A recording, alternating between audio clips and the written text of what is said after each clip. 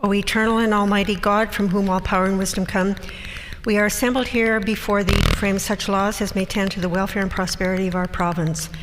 Grant, O merciful God, we pray thee, that we may desire only that which is in accordance with thy will, that we may seek it with wisdom and know it with certainty and accomplish it perfectly, for the glory and honor of thy name and for the welfare of all our people. Amen. Please be seated.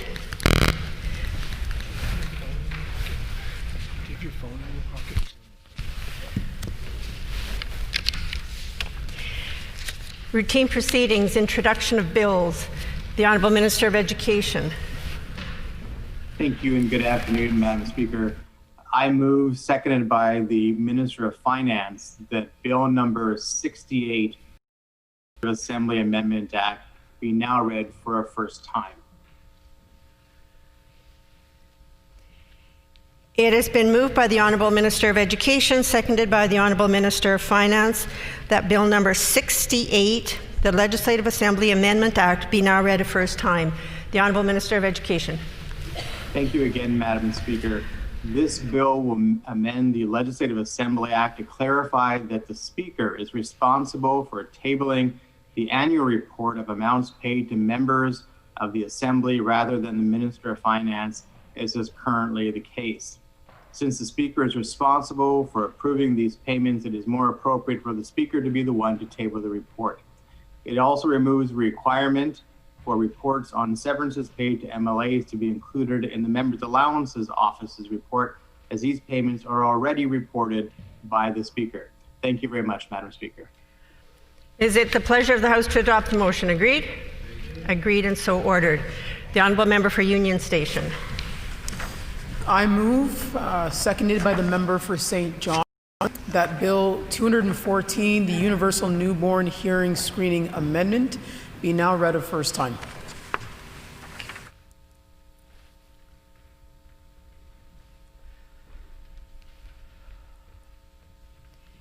It has been moved by the Honourable Member for Union Station, seconded by the Honourable Member for St. John's, that Bill number 214, the Universal Newborn Hearing Screening Amendment Act, be now read a first time.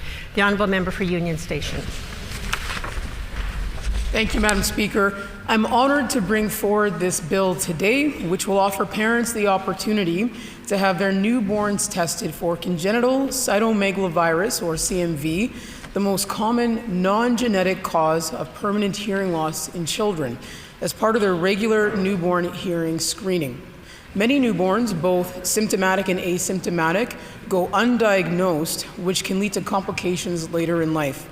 If CMV is identified quickly, newborns can be offered antivirals that are more effective the earlier that they're started. In 2019, Ontario became the first global region to implement universal screening. As of today, I'm asking, and I'm pleased to bring forward this bill, and I'm asking rather that it receive unanimous support of the House to make sure that Manitoba can become the second jurisdiction to do the same. Thank you. Is it the pleasure of the House to adopt the motion? Agreed? Agreed and so ordered. The Honourable Official Opposition House Leader. Miigwech. Madam Speaker, on a point of order. On a point of order. Madam Speaker, I rise on a point of order. The rule I wish to draw to your attention and that we hold is being violated is Rule 2(8)A. That rule states, and I quote, 2(8) specified government bills. In order for a government bill to be specified, the following actions must take place. A, first reading must be moved no later than the 20th sitting day after presentation of the throne speech. End quote. Proper following of this rule would means should the government intend to introduce legislation and that it be specified, it would have to be introduced and distributed today, Madam Speaker. However, the Pallister government has refused to distribute more than 20 pieces of legislation in this chamber that were introduced on November 2nd, Madam Speaker. This is in violation of the rule noted above and fundamentally runs counter to the nature and structure of the proceedings of this very House, Madam Speaker.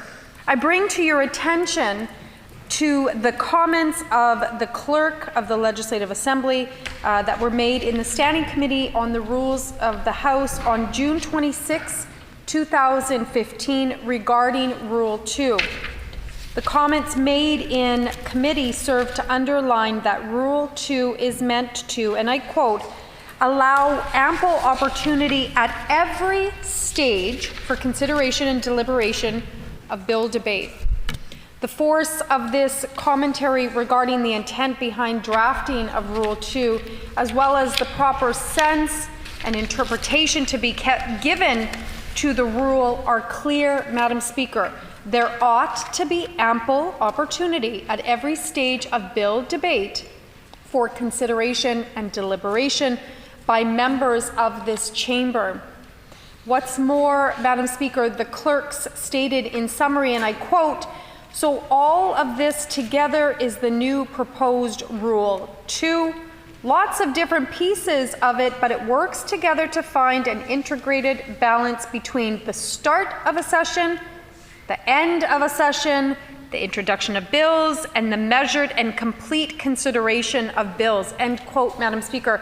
I would emphasize the statement, the complete consideration of a bill, as being central to the clerk's point.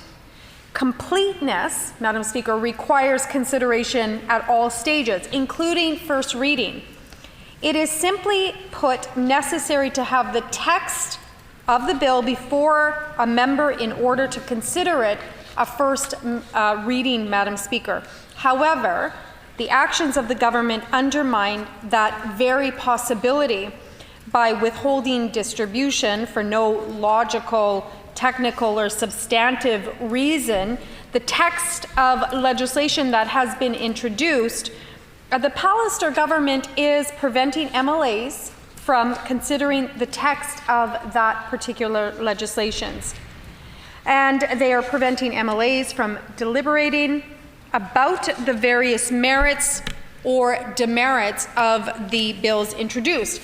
I want to emphasize, Madam Speaker, the motivation of the Pallister government as being central to the reason why the rule I cited above is in fact being violated. The reasoning offered in the press by the government House Leader as to why the bills have not been distributed is as follows, and I quote, Madam Speaker, the reason we had to do it is to prevent or avoid what happened in the spring this year, where we had another 7 or 8 days of ringing of bells so that we can't bring in legislation, end quote, Madam Speaker. But this is simply irrelevant, Madam Speaker. Sorry, Madam Speaker, I'm having trouble. The finance minister is chirping as usual. The bills have been introduced and could, if distributed, qualify for the deadline.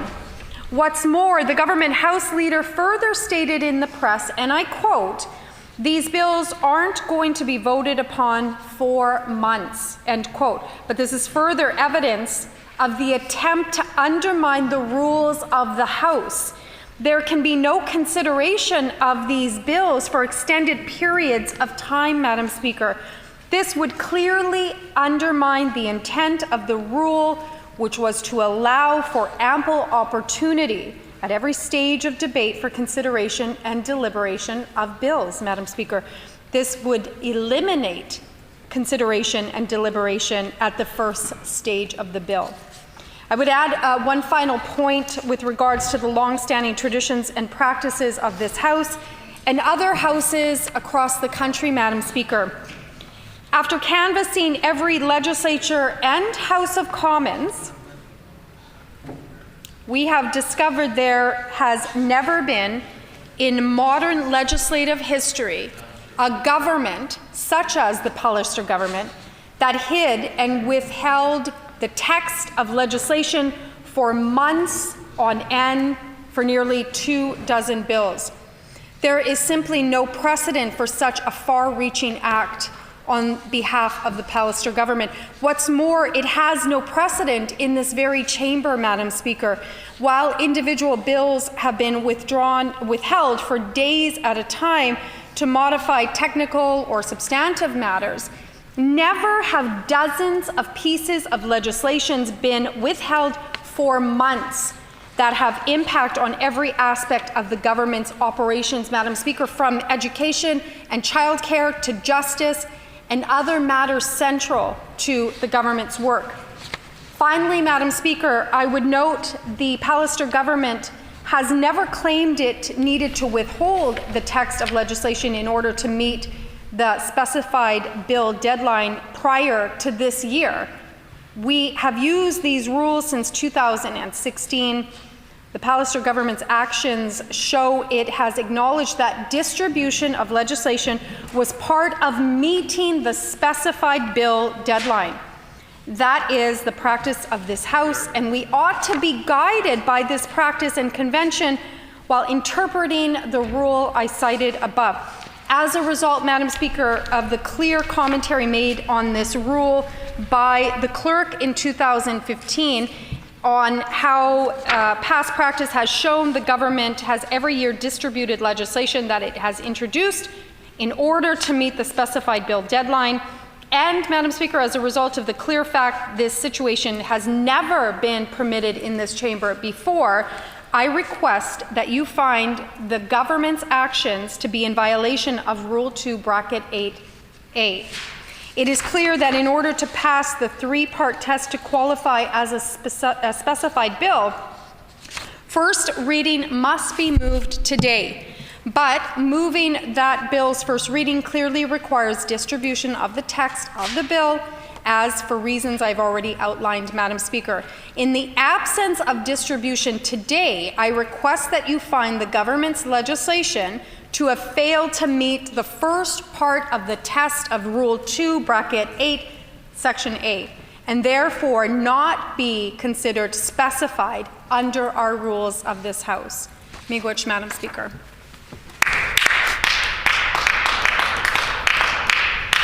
The Honourable Government House Leader on the same point of order.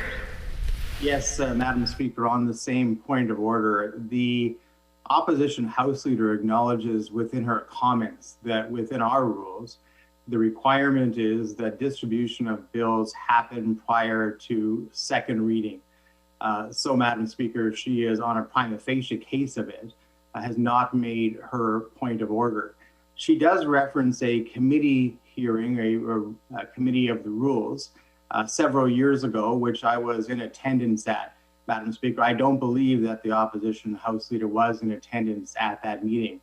And she talks about the intention coming out of those meetings. I can speak to the intention coming out of those meetings, having been significantly involved with it, including the Minister of Justice, who was involved as well, Madam Speaker, and members of the NDP at that time, and also the member, still the current member for River Heights.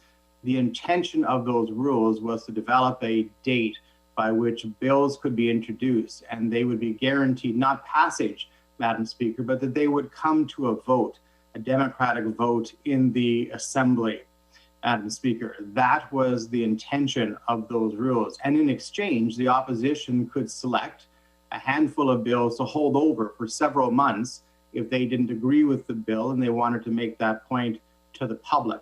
Those were the intentions of those of the new rules that came into place prior to the 2016 election. However, more recently, the NDP have decided to change that intention and have now for 2 or 3 years undertaken in the spring a blockade of legislation by ringing the bells in the legislature and wasting time in the legislature in addition to taxpayers' money for hours and hours, days and days, Madam Speaker, to stop bills from being introduced and democratically debated and voted upon. That was never the intention of the new rules, Madam Speaker. So the government, instead of waiting until the spring to introduce those bills, have introduced them now in the fall. So the opposition and all Manitobans have a much earlier understanding of the legislation. Even if the bills aren't distributed, they'll still be acknowledged much, much sooner than they would have been before to avoid the blockade of the NDP that they no doubt would have put up. Now, Madam Speaker, the opposition House Leader spoke of unprecedented actions in the parliamentary history. I think it's unprecedented that an opposition would ever spend days, dozens and dozens of hours blockading legislation, a democratic debate during a pandemic, a once in a 100-year pandemic, Madam Speaker. But that is what the opposition House Leader did. So clearly she's wrong, not only on the facts, because our rules clearly state that bills need to be distributed before a second reading, but she's clearly wrong on the intention of what the rules were to do, but also I would think on the spirit and what Manitobans would expect an opposition to do in a pandemic, Madam Speaker. Certainly not to hold the legislature hostage while work is trying to be done. Now, in conclusion, Madam Speaker, if the opposition House Leader wants to talk about the rules, and as I've extended this invitation to her many times, I'm happy to speak to her about the rules. I'll send her a Zoom invitation this afternoon, and she can accept it, and we can discuss the rules, how they can operate for all parties and independent members in the legislature. But she does not have a point of order. The rules were followed, the spirit of the rules were followed, and what Manitobans would expect us to do in a pandemic has been followed as well, Madam Speaker.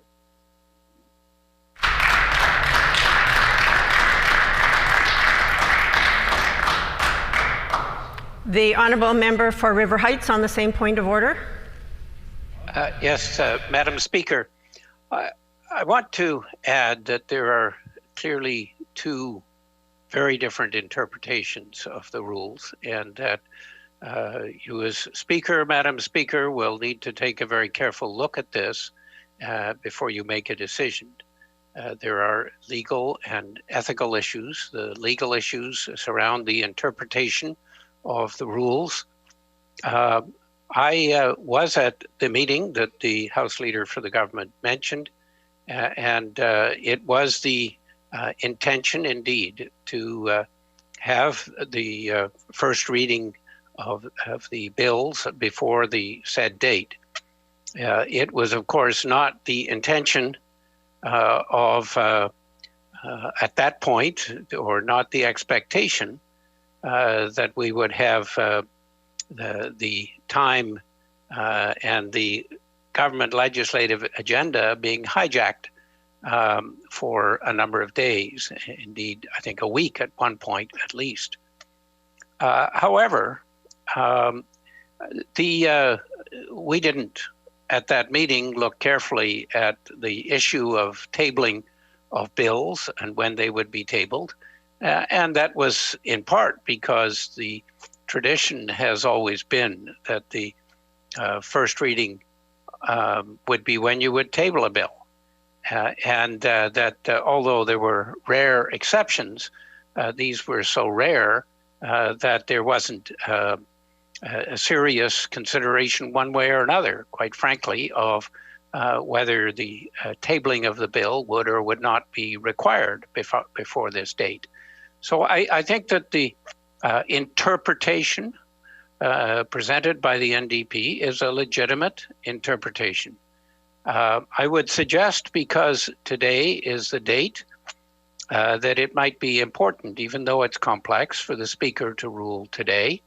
But if the Speaker decides not to rule today, then I suggest that the government should table all the bills today so that they don't risk losing so many pieces of legislation if the government loses on the Speaker's ruling. I think it's important that the government have note of this risk now, and so they're made aware of it. So if the government does lose the ruling and doesn't table the bills, then they are taking that risk that those bills might not be mandated to be completed by the date and the end of June. Those are the remarks that I wanted to put on the table, Madam Speaker. The decision is in your hands. It is an important one, and we are all awaiting your decision, just as we are all awaiting the tabling of those bills so that we can see what's actually in them. Thank you. I thank all honourable members for their advice respecting this point of order that has been raised. This does happen to be similar to a subject matter of privilege that I have taken under advisement about distribution of government bills.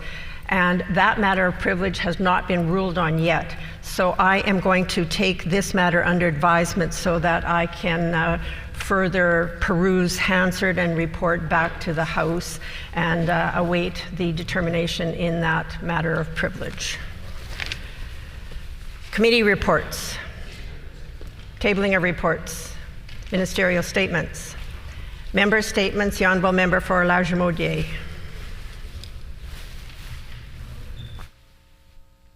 The Honourable Member for Lagimodiere. Madam Speaker, I rise today in recognition of Movember. This and every November is dedicated to the awareness of male health crises across the globe. According to recent statistics on the Movember website, and I quote, men die on average 6 years earlier due largely to preventable situations. During the next 15 years alone, if left unchecked, prostate cancer rates will more than double, especially in older males. Younger men have to be concerned as well, as testicular cancer is the most commonly occurring cancer in men aged 15 through 39. There's most likely someone you know who has been or is being affected by this. Right here on our own legislature, we have one such person, the member from Brandon West, who is a testicular cancer survivor.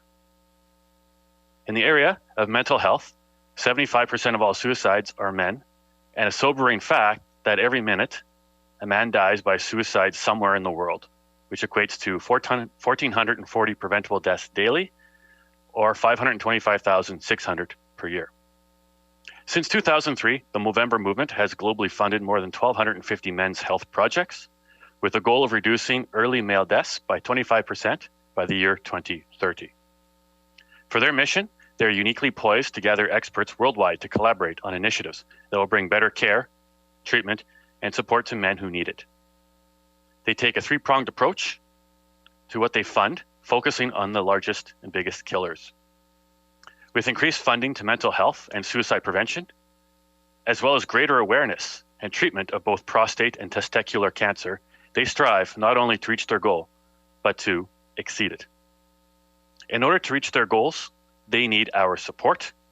You may notice the change in my appearance lately, as I have grown a beard, and decided to keep it through the month of November in support of the awareness of Movember, and I might even keep it. The member's time has expired. Madam Speaker. Madam Speaker. Is there leave to allow the member to complete his statement? Leave has been granted the Honourable Member for Lagimodiere to complete his statement. Yes, as I said, Madam Speaker, Order, please. Just so everybody is aware, that is an emergency alert that was happening across Canada, and I believe there was a news release that went out about that. So that was to take place at 1:55, and I believe that's what that was. The Honourable Member for Lagimodiere to complete his statement. Thank you, Madam Speaker. As I said, I may continue with this beard on past November and into further months, but we'll see. I haven't decided yet. I'm just asking all the members in the House to support Movember, not only this year, but in the years to come, and anybody who can grow facial hair, to support all the men who have overcome these afflictions, and of course, those who have not.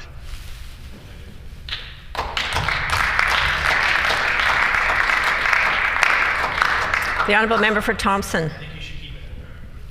Thank you, Madam Speaker. Today I want to bring attention to how badly this government has handled childcare leading up to and during the pandemic. We discovered several weeks ago that this government provided early childhood educators with masks that were 10 years old, when their shelf lives were only 3 to 5 years. They then told centers they had to prove they received the expired masks before they would receive the new PPE. This government has done a childcare review that they are keeping secret. They've based legislation on this review. They're not consulting with anybody. They're trying to break the childcare sector so they can bring in private for-profit childcare. We know what happens when the private sector is involved with childcare. Wages go down and quality goes down. This is why we want This is why they don't want Manitobans to see the legislation. This government has floated the idea of extending the Christmas vacation. However, a longer Christmas vacation also means more costs for childcare centers and families. Despite these impacts, the government has failed to mention if there will be any supports for childcare centers or parents. Even before the pandemic, this government was failing parents and childcare centers. Childcare centers have had their operating grants frozen for the past 4 years despite growing costs. They've cut ISP funding for children with disabilities. They've laid off childcare coordinators. They have done nothing but mixed messaging on the pandemic. On multiple occasions, the minister has told the public one thing and had her staff tell childcare providers the other. This government, instead of investing in childcare centers, created an $18 million fund for home daycares that has spent less than 1% of its money. Instead of saying this program was a failure, the government doubled down on it and added more money to their failed home daycare program. This government has somehow managed to fail both families and childcare providers. Families want quality, affordable childcare in Manitoba. Thank you, Madam Speaker.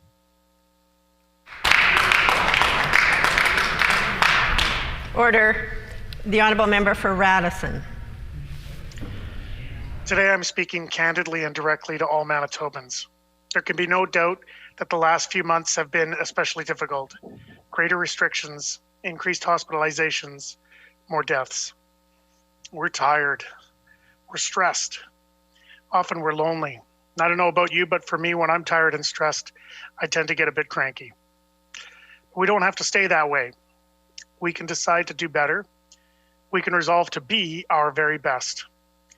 If there ever was a time to put the interests of others ahead of our own, it is now. If there ever was a time to be patient and kind, it is now. If there ever was a time to FaceTime a friend or phone a senior or talk distantly to your neighbors, it is now. And for those of you who are people of faith like me, I ask that you always remember who really is in control. And I ask that you pray. Pray for faith communities, pray for your government representatives, pray for your province, pray that God will be merciful to us all. Pray that on behalf of all Manitobans, this pandemic may be stopped. Let's focus on what we can control instead of worrying about what we can't. No one is ever perfect in this life. Nevertheless, we can each strive to be our best.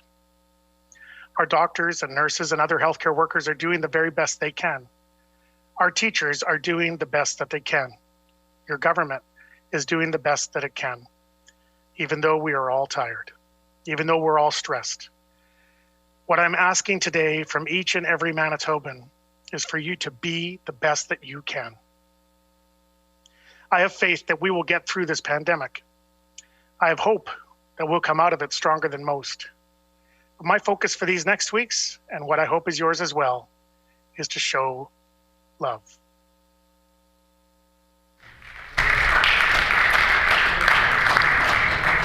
The honourable member for the Maples. Thank you, Madam Speaker.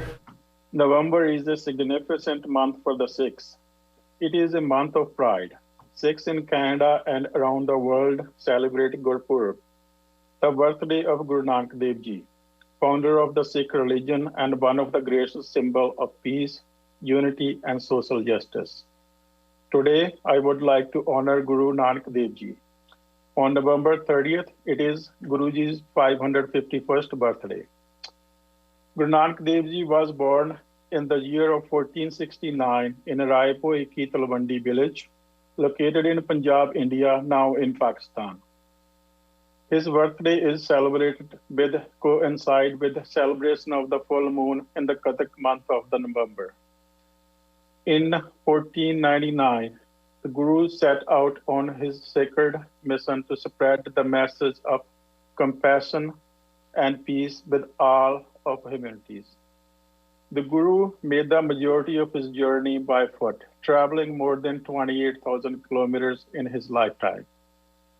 Three important teachings Guru Nanak Dev Ji has taught us, including Vand Sako, the sharing food and other resources. Kirat Karo, to work honestly, and Naam Japo, to pray to your God in good time and in bad.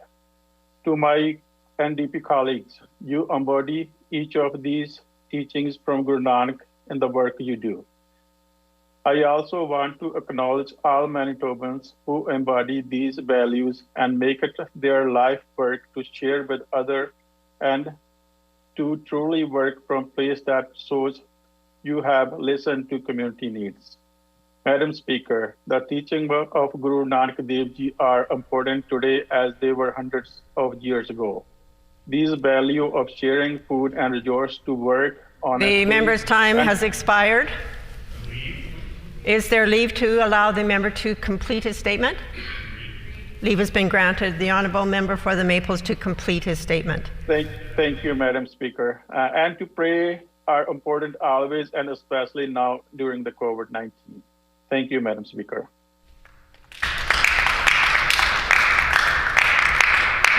The honourable member for Lac du Bonny.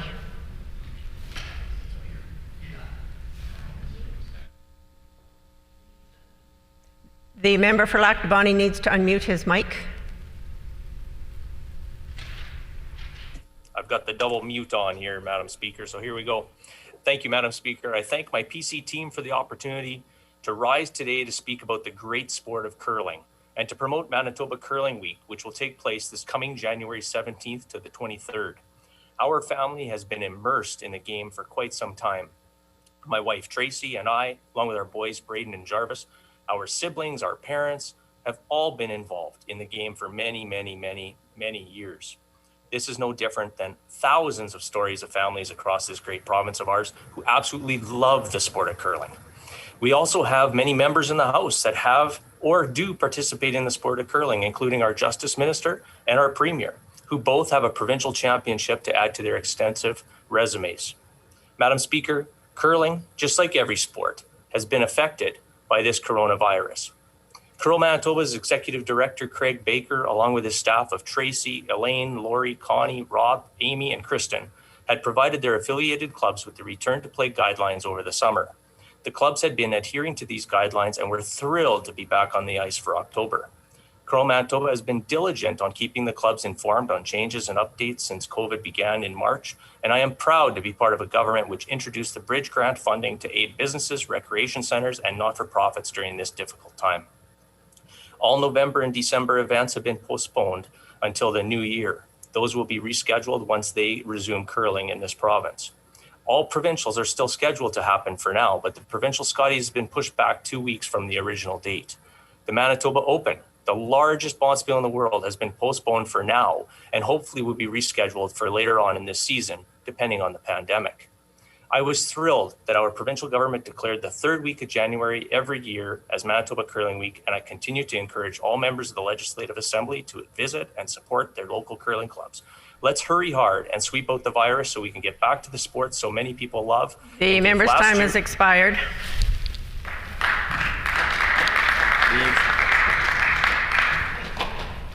Oral questions. Oh, is there leave to allow the member to complete his statement? Leave has been granted. The honourable member for Lac du Bonny. Thank you, Madam Speaker, and thanks to the Assembly. Let's hurry hard and sweep out the virus so we can get back to the sport so many people love and give last year's championship teams a chance to defend their titles. Thank you, Madam Speaker, and I ask leave to be able to enter the list of Curl Manitoba's Board of Directors as well as their names of their staff into Hansard. Is there leave to include those names in Hansard? Leave has been granted. Oral questions. The Honourable Leader of the Official Opposition. Madam Speaker, people are terrified. That's a quote that we've heard recently in relation to the situation that families, seniors, and staff at personal care homes across Manitoba are feeling these days. The situation at the Fairview Care Home in Brandon is of particular concern because we're hearing that folks there don't have the necessary protective equipment in order to deliver that care for seniors. While paramedics are entering that facility with full N95 masks, face shields, gowns, and gloves, the healthcare aides just have the very simple generic mask. Now the situation is so bad there, staff feel that they can't go home safely at the end of their shifts to greet their families. So why is the Premier failing to protect our healthcare workers? Why does he continue to refuse to hire and train more staff? The Honourable First Minister. Well, we actually have done that, Madam Speaker, hired and trained more staff, and we have 700 already enrolled in a Red River Community College program, which will assist in addressing the issues the members just raised.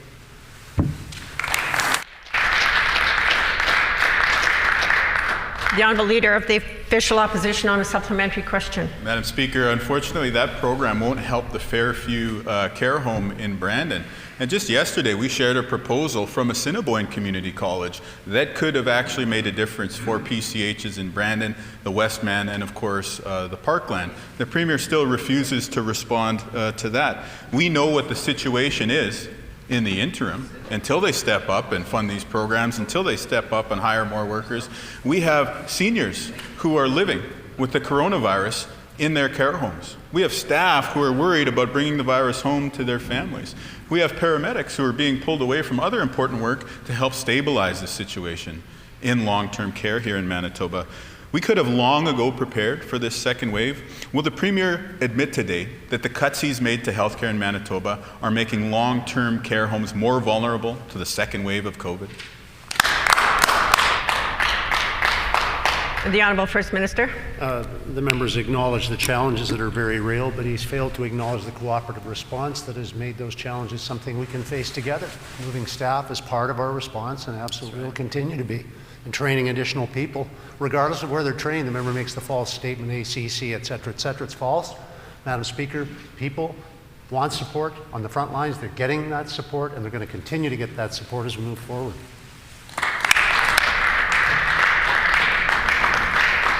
The Honourable Leader of the Official Opposition on a final supplementary. Thank you, Madam Speaker. I'm looking at a document here that disproves what the Premier is trying to put on the record here. This actually shows the vacancy numbers across the Prairie Mountain Health Region, and I will table this. I know the Premier won't actually look at the proof, but perhaps the MLAs for Dauphin, for Riding Mountain, for Swan River would like to look at the level of understaffing in their communities. Take the Gilbert Plains Personal Care Home as just one example.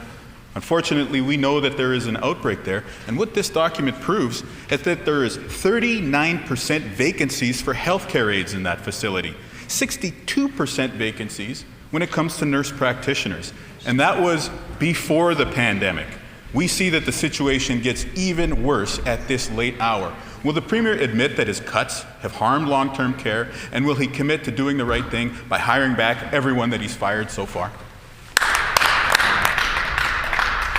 The Honourable First Minister. Well, the member's wrong on so many things, Madam Speaker. You don't want to allow me the time to respond to all of them. I'll just simply say that he's wrong in respect of the labor shortages. Those have been there for years. There have been unfilled positions for years under the NDP, but also, Madam Speaker, there were wait times to get into PCHs, to find a way to get into PCHs under the NDP that are gone now. And the fact is that there were many, many rural communities who didn't have physicians and were searching for them, who have them now. And Madam Speaker, the reality is that we've invested more in health care than the NDP ever did. And Madam Speaker, we'll continue to focus on making those investments work while we battle this horrible virus, Madam Speaker, together with those on our front lines for the good of all our citizens. The Honourable Leader of the Official Opposition on a new question. Madam Speaker, the Premier's failure to prepare for the second wave of the pandemic is clear. It's almost as obvious as his failure to understand the basic principle of inflation. We also know that he failed to prepare our education system for the second wave. Teachers are at the edge, Madam Speaker. They're talking about retiring or resigning within this school year. We have so many parents who are worried, not just about the safety of their children, but also about the quality of the education that those students are receiving. We've brought forward a sensible proposal to help address this. Bring those teachers in training who are in the final year of their B.Ed programs into the classroom a few months early. That would help expand the pool of teachers that could be hired. That would help add substitute teachers to the system. But above all else, it would help to guarantee safety and quality in education. Will the Premier commit today to implementing this proposal that we've made? With the Honourable First Minister. Well, I do appreciate the member coming up with an idea. It's a refreshing thing to hear from him.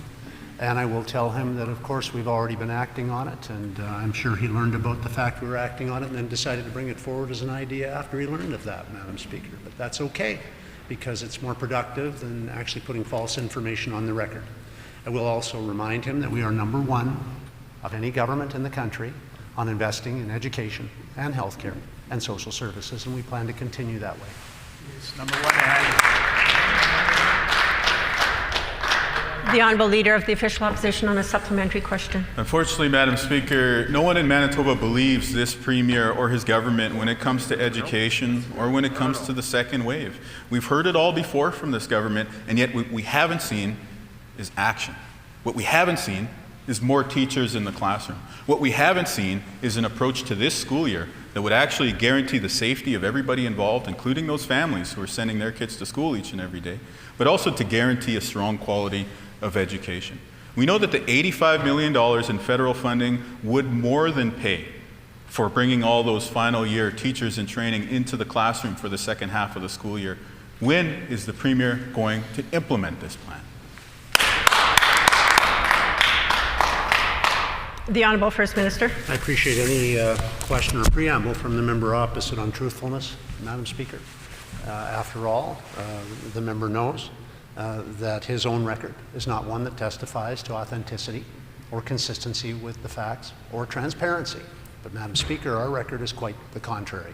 And so I say again to the members of this House, we are leading the country in investing in social services, education and healthcare of all provinces. We plan to continue to do that. We'll continue to work to fight COVID. And Madam Speaker, that is what Manitobans expect from us, and that is what they will get with this government. The Honourable Leader of the Official Opposition on a final supplementary. Madam Speaker, it's pretty clear that the Premier has no idea how to actually bring more teachers into the classroom, so perhaps we can move on to another important need in the school system, which is the need to provide kids who are hungry with a meal. Now, we know that the member for Radisson and probably many of the other members of the PC caucus don't want to feed hungry kids. But what educators tell us is that if you give kids a solid meal at the start of the school day, they learn so much more. Unfortunately, the Children's Nutrition Council funding has been frozen for years. That's in spite of increased need as a result of the pandemic. They've asked this government for more funding. So far, this government has refused. Will the Premier simply end the funding freeze, commit to new funding for the Children's Nutritional Council, and make sure that every kid in Manitoba who needs a solid meal at the start of the school day can get one? The Honourable First Minister. 2 points, Madam Speaker. One, we created as a government a forward-thinking home nutrition program in advance of the challenges COVID presented. In addition to its ongoing challenges, it created the challenge of having children not be in schools for some time, as you remember. And so a home nutrition program that reached out to assist people to have the skills and the materials to feed their own children in their homes was launched. Millions of dollars was invested in cooperation and partnership with a number of other agencies. And Madam Speaker, that program has been very successful in assisting people in need, and we'll continue with that program. Madam Speaker, as well, I would remind all members of the House that it was just 3 weeks ago that our health officials were projecting that we would have 1,000 cases per day by December 6th. They have now revised those projections, and we are significantly below that amount, below half that amount. And so I would say to Manitobans, thank you for respecting the need for us all to join on the team together to fight COVID and not to do as the members opposite are trying to do, to score political points during a pandemic. That would be the wrong thing to do. We're doing the right thing instead, Madam Speaker. Don't need it.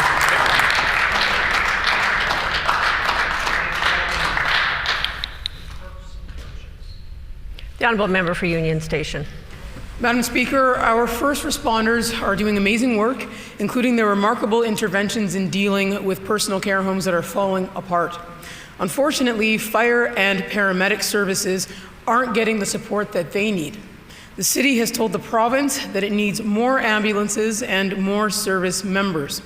The minister's solution: propose a cut of $1.5 million in next year's budget. Shared Health wrote the city on September 23rd of this year, saying that they would be applying this funding cut in the next fiscal year. I asked the minister, why is he cutting frontline services in the middle of a pandemic? The Honourable Minister of Health, Seniors and Active Living. The member's assertion is false, but Madam Speaker, this does give me the opportunity to say how we are partnering with paramedics and first responders. And just last week in the province of Manitoba, we opened our very first screening site on COVID-19 that is dedicated to healthcare workers and first responders, making sure that those people understand how they are supported and cared for during this pandemic. Hear, hear. The honourable member for Union Station on a supplementary question. Madam Speaker, our personal care homes are falling apart, and because of this government's actions, personal care homes are forced to rely on ambulance services for basic supports. Thanks to a paramedic who posted on Reddit, we all heard the horrible stories of what happened at Maple's personal care home, and first responders have long signaled to the minister that they need more support and that they're at their breaking point. Service level demands are at an all-time high, and first responders are taking incredible risks to keep the public safe during this pandemic. The minister's thanks to those first responders and frontline workers, a $1.5 million cut. I asked the minister, will he back down from his plan for funding reductions in Winnipeg's fire and paramedic services? The Honourable Minister of Health, Seniors and Active Living. I'm pleased to answer the member's question about mathematics. In 5 years in the city of Winnipeg, this government has increased funding to the WFPS by a whopping $46 million.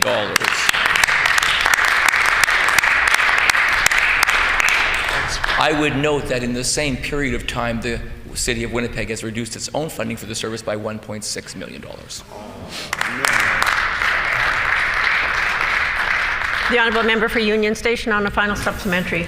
Madam Speaker, the funding letter reads, and I quote, a sustainability reduction amount of $1.5 million will be assigned to the Winnipeg Fire and Paramedic Service effective April 1st, 2021, and that Shared Health will be working to achieve this funding reduction.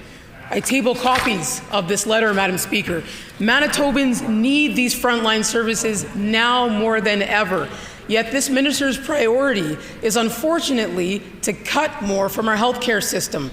While we're in a pandemic, and despite the fact that COVID is likely going to be with us for many, many months to come, the minister can always make different choices. The minister can make a different choice today. Will he do so and abandon his plans for funding reductions in Winnipeg fire and paramedic services? The Honourable Minister of Health, Seniors and Active Living. Madam Speaker, it's very challenging for the member to try to portray a $46.2 million increase on 4 years of funding as a cut. That is very difficult for the member to assert. So I could be helpful and show them the graphs that indicate a $46 million increase, even at the same time when Winnipeg has reduced its own funding for their service by $1.6 million. But there is one area of reduction that I should speak to. There is a reduction. It is the reduction of the ambulance fees for all Manitobans by this government.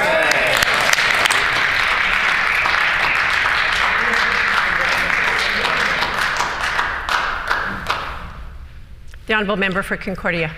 Madam Speaker, while Manitoba communities are struggling with the worst economic downturn in recent memory, Minister of Municipal Affairs has remained in lockstep with her government as they cut, delay, and obstruct desperately needed funding. Even when the province has the opportunity to access federal dollars, they seem unwilling to step up to match that commitment. The Investing in Canada Infrastructure program was announced in June of 2018, more than 2 years ago, and the province's first round of applications closed in 2019. Yet communities are still waiting for projects to be approved. 2 years is too long, Madam Speaker, to get that funding to Manitoba communities. Why is this minister dragging her feet in supporting Manitoba municipalities?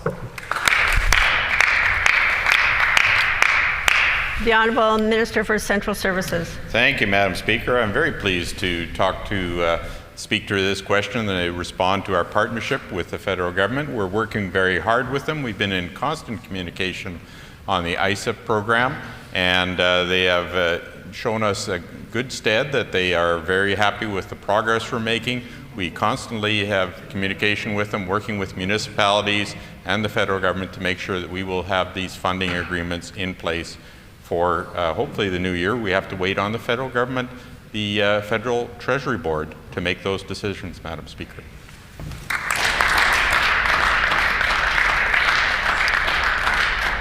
The Honourable Member for Concordia on a supplementary question. Well, I table for the Minister's information, some Freedom of Information requests that very clearly outlines advice to this Premier about communities that are seeking access to this Investing in Canada program. And the note clearly explains that the first round of intake closed in September of 2019, yet 8 months later, here's what their department said. Once ISIP projects are prioritized by the province of Manitoba, they will be advanced to the Government of Canada for federal consideration. That's 8 months after the program closed. We're now 2 years after the program was announced, and this minister continues to drag their feet. I asked the minister again, are they happy with the government's response to supporting municipalities in Manitoba?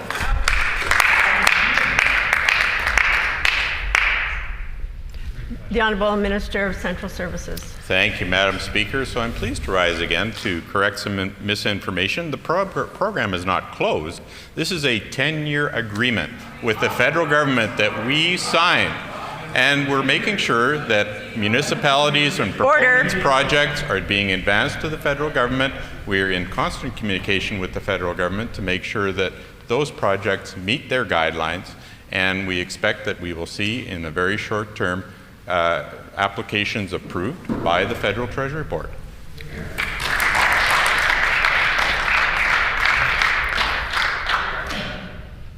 The Honourable Member for Concordia on a final supplementary.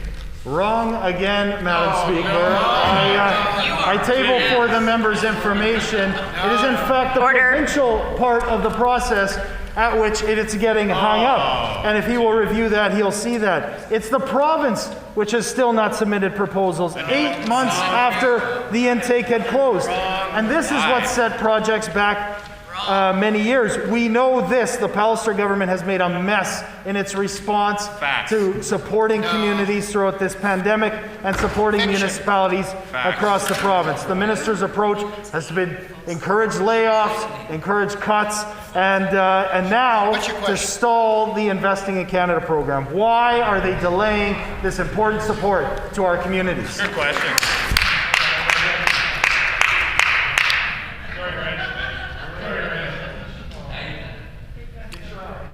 The Honourable First Minister. I know everybody, Madam Speaker, I know everybody on our side gets a real knee slap out of watching the NDP try to play up to the municipalities. It's funny, Madam Speaker, because, and it's pathetic too, because they let $2 billion go away that was supposed to go to infrastructure while they were in government, but they didn't even bother spending. They threw the bus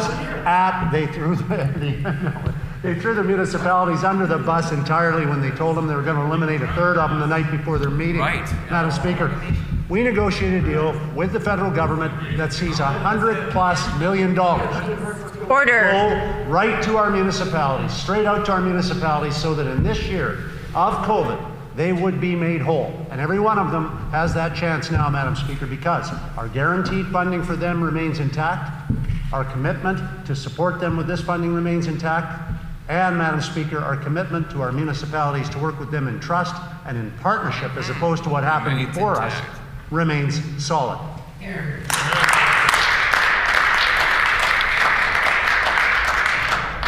The Honourable Member for Point Douglas.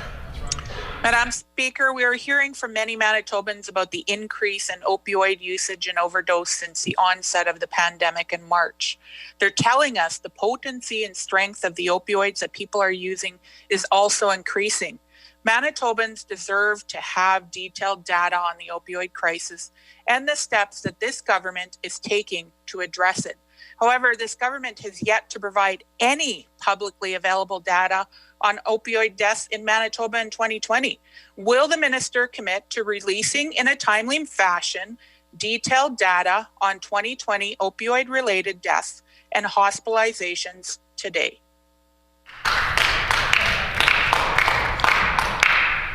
The Honourable Minister of Health, Seniors and Active Living. The information that the member seeks is the responsibility of the Chief Medical Examiner. Hear, hear.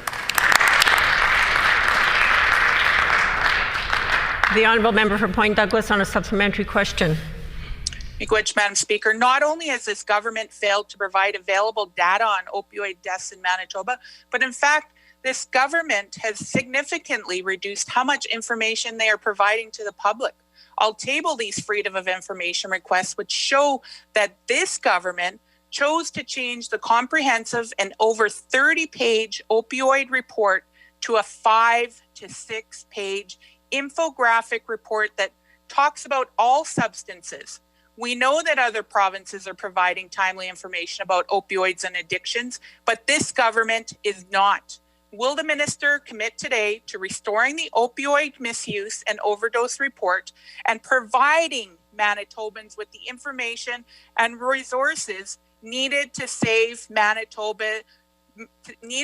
lives in Manitoba?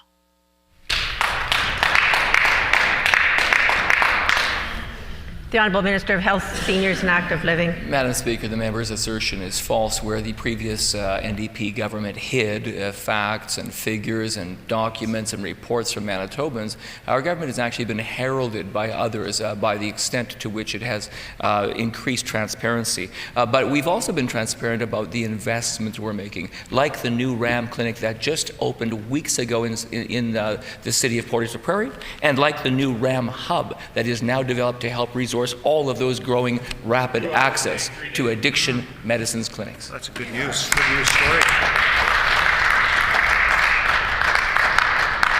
The Honourable Member for Point Douglas on a final supplementary.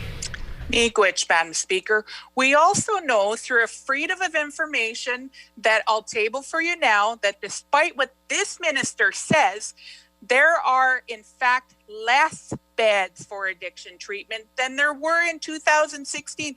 This government has still not changed naloxone from a Schedule II drug to an unscheduled drug. This minister refuses to commit to providing timely, detailed information on opioid-related deaths to Manitobans. They deserve to know. So I ask the minister, will the minister make naloxone an unscheduled drug and release timely, detailed data on opioid-related deaths?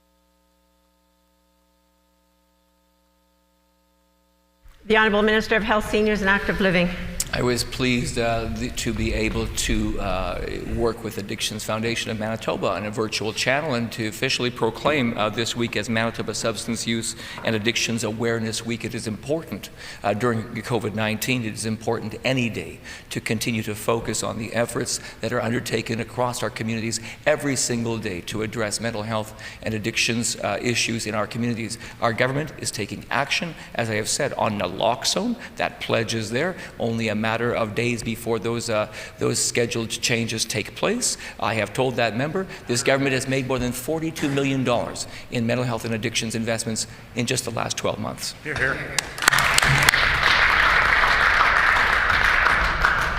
The Honourable Member for Fort Garry. Thank you, Madam Speaker. We saw the Pallister government spend $450,000 over the summer months putting up mission accomplished banners, while at the same time they neglected to plan or prepare for the fallout of the second wave of COVID for small business. And the programs they have established let far too many companies and people fall through the cracks. These programs were designed to fail, and they did fail.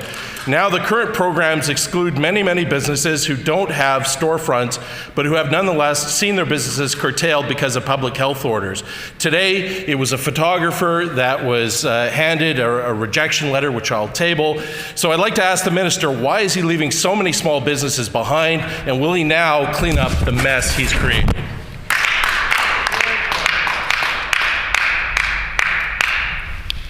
The Honourable First Minister.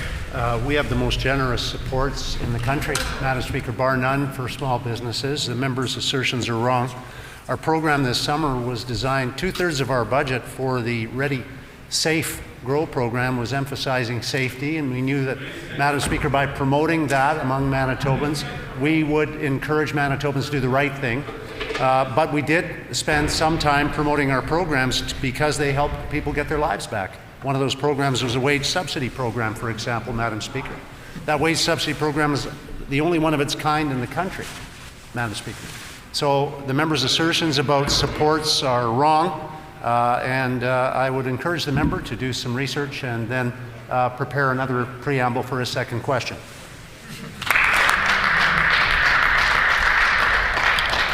The honourable member for Fort Garry on a supplementary question. What Manitoba small business doesn't need right now is a premier who is scapegoating them. It's a premier who's shaming and naming them and trying to blame the problems of his government on small business. Now, we're hearing directly from business owners who are telling us that the province's programs are simply not enough to get them through this time. Manitoba is facing incredible loss of small businesses as COVID drags on, and the programs on offer leave some out entirely. Previous and current programs exclude those without a business number and set stringent timelines on their shutdown for eligibility. We know several businesses which shut down earlier than November 9th who still need the province's support. I'm going to table a rejection letter from a wedding industry company that had commercial warehouse space and was still denied. The member's time has expired. The Honourable First Minister. If the member would like to be productive, I've said previously to another question by one of his colleagues, we're quite open to looking at exceptional cases. I repeat that for the member if he's at all interested in something nonpartisan and something productive. But I will tell him this, we do have the most generous support programs for small business in the country, but we also recognize that nothing's going to make up for the losses our small business community is suffering as a result of this pandemic. Now, Madam Speaker, Alberta's Small and Medium Enterprise Relaunch Program is 1/4 the size of ours. Okay? Wow. British Columbia's Small and Medium-Sized Business Recovery Grant Program is 1/4 the size of ours. Wow. Ontario's programs are even less in proportion to our own. Madam Speaker, if the member would do his research before asking his next question, he might find that we have the most generous programs of support in the country, bar none, for small businesses, and we'll continue to support our small business community, not try to score cheap political points on the backs of logic, reason, and honesty, Madam Speaker.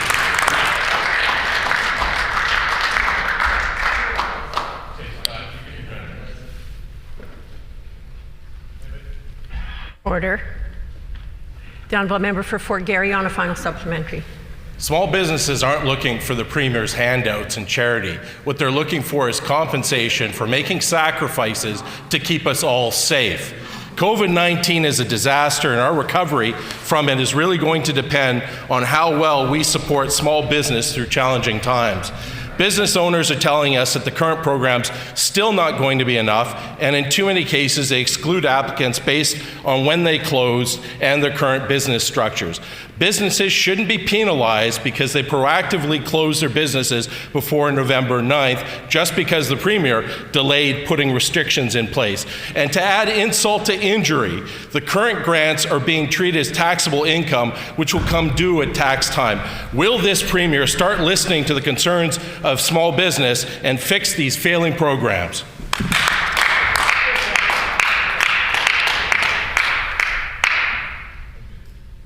The Honourable First Minister. Let me pop the member's illogical bubble, Madam Speaker. In British Columbia, you're required, if you're a small business, to go through a professional organization like the CPA there to get approval before you can even apply for a grant.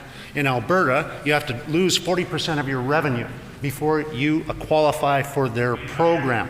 Our program, Madam Speaker, our programs, Madam Speaker, I should mention there are several, do not require red tape. They do not require that kind of onerous burden to be put on a small business.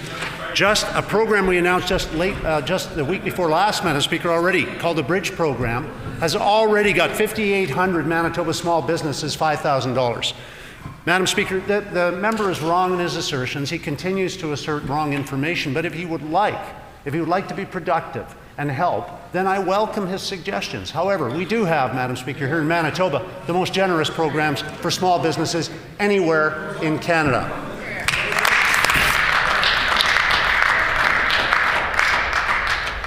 The Honourable Member for St. Boniface. Thank you, Madam Speaker. While some businesses are facing bankruptcy because they don't qualify for a single provincial program, not the GAP nor the Bridge programs, a certain class of business appears to be getting special treatment. On Saturday of the May long weekend, this government announced $28.7 million to Starlight Investments. In September, under new rules, the Lilyfield Quarry project was approved by the municipal board over the wishes of local residents, and the municipality in the province is rejecting serious environmental reviews of the Vivian Sands project. These projects all share a consultant, Michelle Richard, a former PC candidate who in September was hired as Director of Planning and Priorities for Municipal Affairs. I table her company's website, which says she is just on a temporary leave of absence. How can the Premier justify hiring someone who's in a position of influence to influence decisions to directly benefit her clients while denying thousands of businesses any help at all?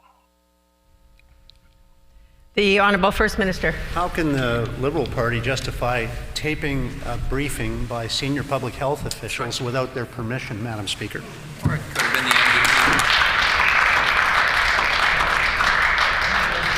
The Honourable Member for St. Boniface on a supplementary question. Thank you, Madam Speaker. You know, there's a saying that when a narcissist makes an accusation, it's actually a confession. This all raises serious concerns about Bill 37. It's clear to us, Madam Speaker, that Bill 37 is an attempt by vested interest with ties to the PC party to do an end run around citizens, democratically elected officials, and even the courts. Now, Ms. Richard worked on Starlight and Vivian Sands with another prominent Conservative, Barney Larkin. Both worked for Mayor Sam Cates, as did Brad Salen. In fact, the Premier surrounded himself with people from the Cates administration, including the Finance Minister. One of Ms. Richards' clients is Andrew Marquess, a developer whose deals led to an RCMP investigation, and I tabled documents showing Marquess was a generous donor to the Minister of Municipal Affairs re-election campaign. Is the reason the Premier has always refused to call an inquiry into this City Hall mess is that so many of his staff would be called to testify?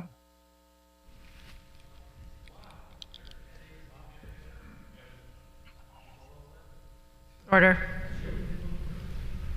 The Honourable First Minister. There's another saying, Madam Speaker, never wrestle with a pig. You both get all dirty doing it, and the pig seems to enjoy it. So what I will do instead, Madam Speaker, is tell the members of this House that we're fighting COVID now. We're focused on fighting COVID, and we're going to continue to stay focused on fighting COVID for the good of Manitobans now and in the future.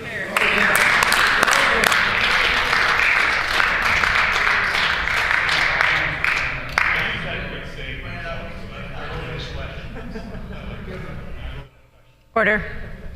The Honourable Member for River Heights. Madam Speaker, during the COVID-19 pandemic, we've learned it is critically important to have COVID test results reported within 24 hours and contact tracing completed in the next 24 hours. There is another area where rapid action is needed. To help those who experience homelessness to get inside, out of the cold, they need rapid access to employment and income assistance and rapid access to a place to live. Right now, there's a delay of about 3 weeks in even getting intake into EIA. That's way too long. When will the Minister act to increase staffing at EIA to make sure people can access EIA within 24 hours and then access housing in the next 24 hours? The Honourable Minister of Families. Thank you very much, Madam Speaker, and I thank the member for the question. It gives me the opportunity to talk about our homeless population right now, Madam Speaker, and certainly this is a time when all Manitobans are struggling through this very difficult time in COVID-19, Madam Speaker. We recognize the challenges faced by those in our homeless community. That's why we have a person dedicated specifically within the Department of Families to help coordinate services for people in the community, Madam Speaker. We have made significant investments, over $3.5 million, Madam Speaker, to help with our shelters, Madam Speaker. We are continuing to work with our community partners and to ensure that all of those people have access to safe and warm places, Madam Speaker.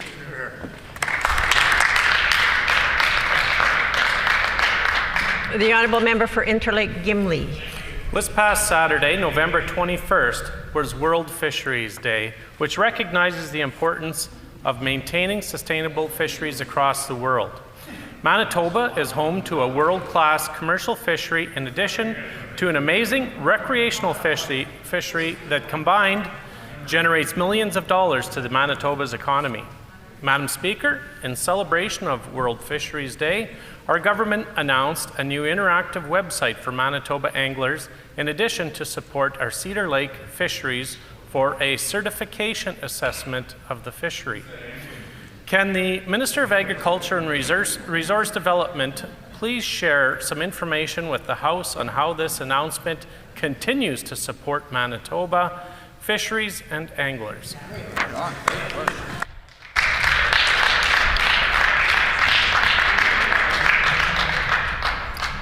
Order.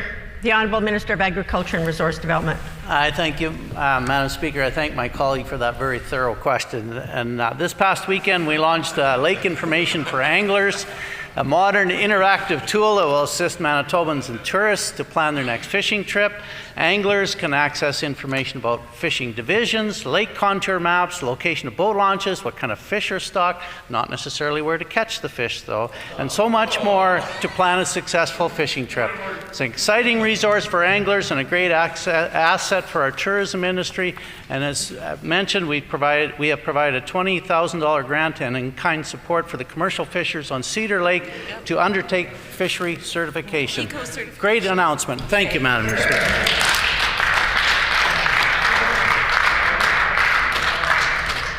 The Honourable Member for Flin Flon. Thank you, Madam Speaker. AMM delegates are talking about this government's dangerous approach to snow removal and maintaining safe roads in the winter. I first raised the issue last year, expressing concerns about the lack of plows and shortage of operators in the north.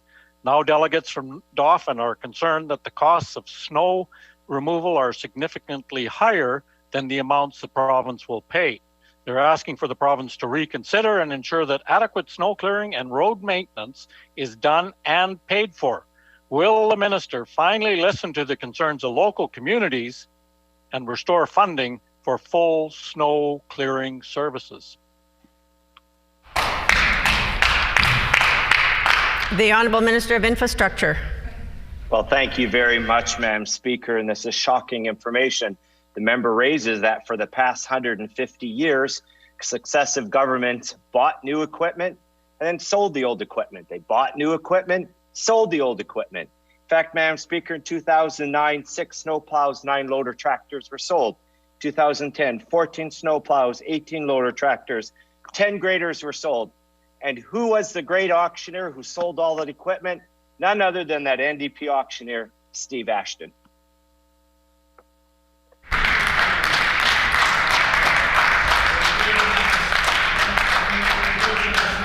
The Honourable Member for Flin Flon on a supplementary question. Thank you, Madam Speaker. We know the Pallister government has been furiously selling off its snow clearing and other road maintenance equipment. It's part of a plan to contract out core services that should be kept in-house. These are some of the little cuts that the Premier has said no one noticed. Well, they in fact have noticed.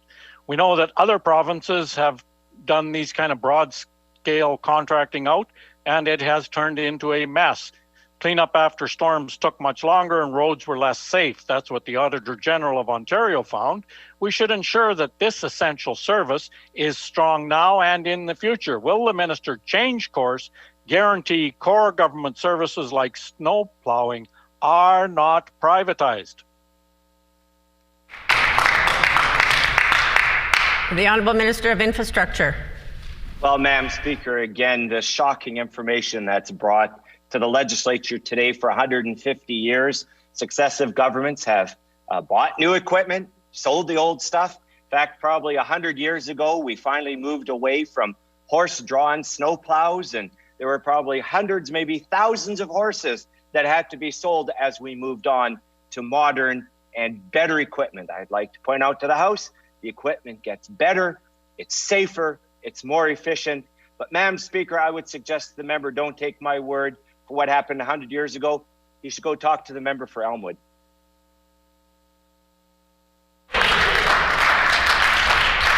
The Honourable Member for Flin Flon on a final supplementary. Thank you, Madam Speaker. Order. The minister may think his answers are cute and funny, but the people that travel on roads throughout the north see no humor in this government's lack of commitment to maintaining roads in a safe condition. Now, the people in Dauphin are also concerned that not only isn't this government maintaining roads, but they're not paying sufficient funds to cover the cost of snow plowing. We've seen exactly what this government's plan is. we were concerned that ambulances aren't going to be able to travel on roads that aren't being plowed. And while this minister says, yeah, they're selling equipment and buying equipment, all we've seen is them selling equipment, parking equipment, because they don't have enough operators left to operate the equipment, particularly in places like Snow Lake, where one operator is all that's left because of this government. So will this minister and this government change course time has and expired. restore bonding and provide safe roads? The Honourable Minister of Infrastructure. Well, Madam Speaker, I want to point out to all members in this legislature that this year alone, our government is spending $100 million on Highway Number 1 to keep our national RTEC standard, which had slipped under 17 years of mismanagement under the NDP. I'd like to point out we're spending $50 million on Highway 75 to the U.S. border to keep our RTEC designation, our safe designation, which had slipped under the NDP under the last 17 years. Madam Speaker, I want to conclude with this. I want to ensure every member of the legislature that as of this morning, every highway is safely plowed. The highways are dry and safe. Drive safely. Don't drink and drive. Madam Speaker, adhere to the rules of the road. And if you're going to go for a ride, do so knowing our government's investing. First time has expired. The time for oral questions has expired. The Honourable Leader of the Official Opposition on a point of order. Yes, on a point of order, I just want to point out that the member for Elmwood is a very young, a very energetic, and a very vital member of our caucus. If he's made any mistake in his political career, it's just that he got elected too young. He is no older than the Minister for Infrastructure. It's just that he got elected so young that he is actually one of the MLAs who has been elected the most times of anyone in the history of Manitoba, except save, I believe, for former Premier Douglas Campbell. But of course, we're optimistic that with hard work and his continued vitality, he will break that record at the next election.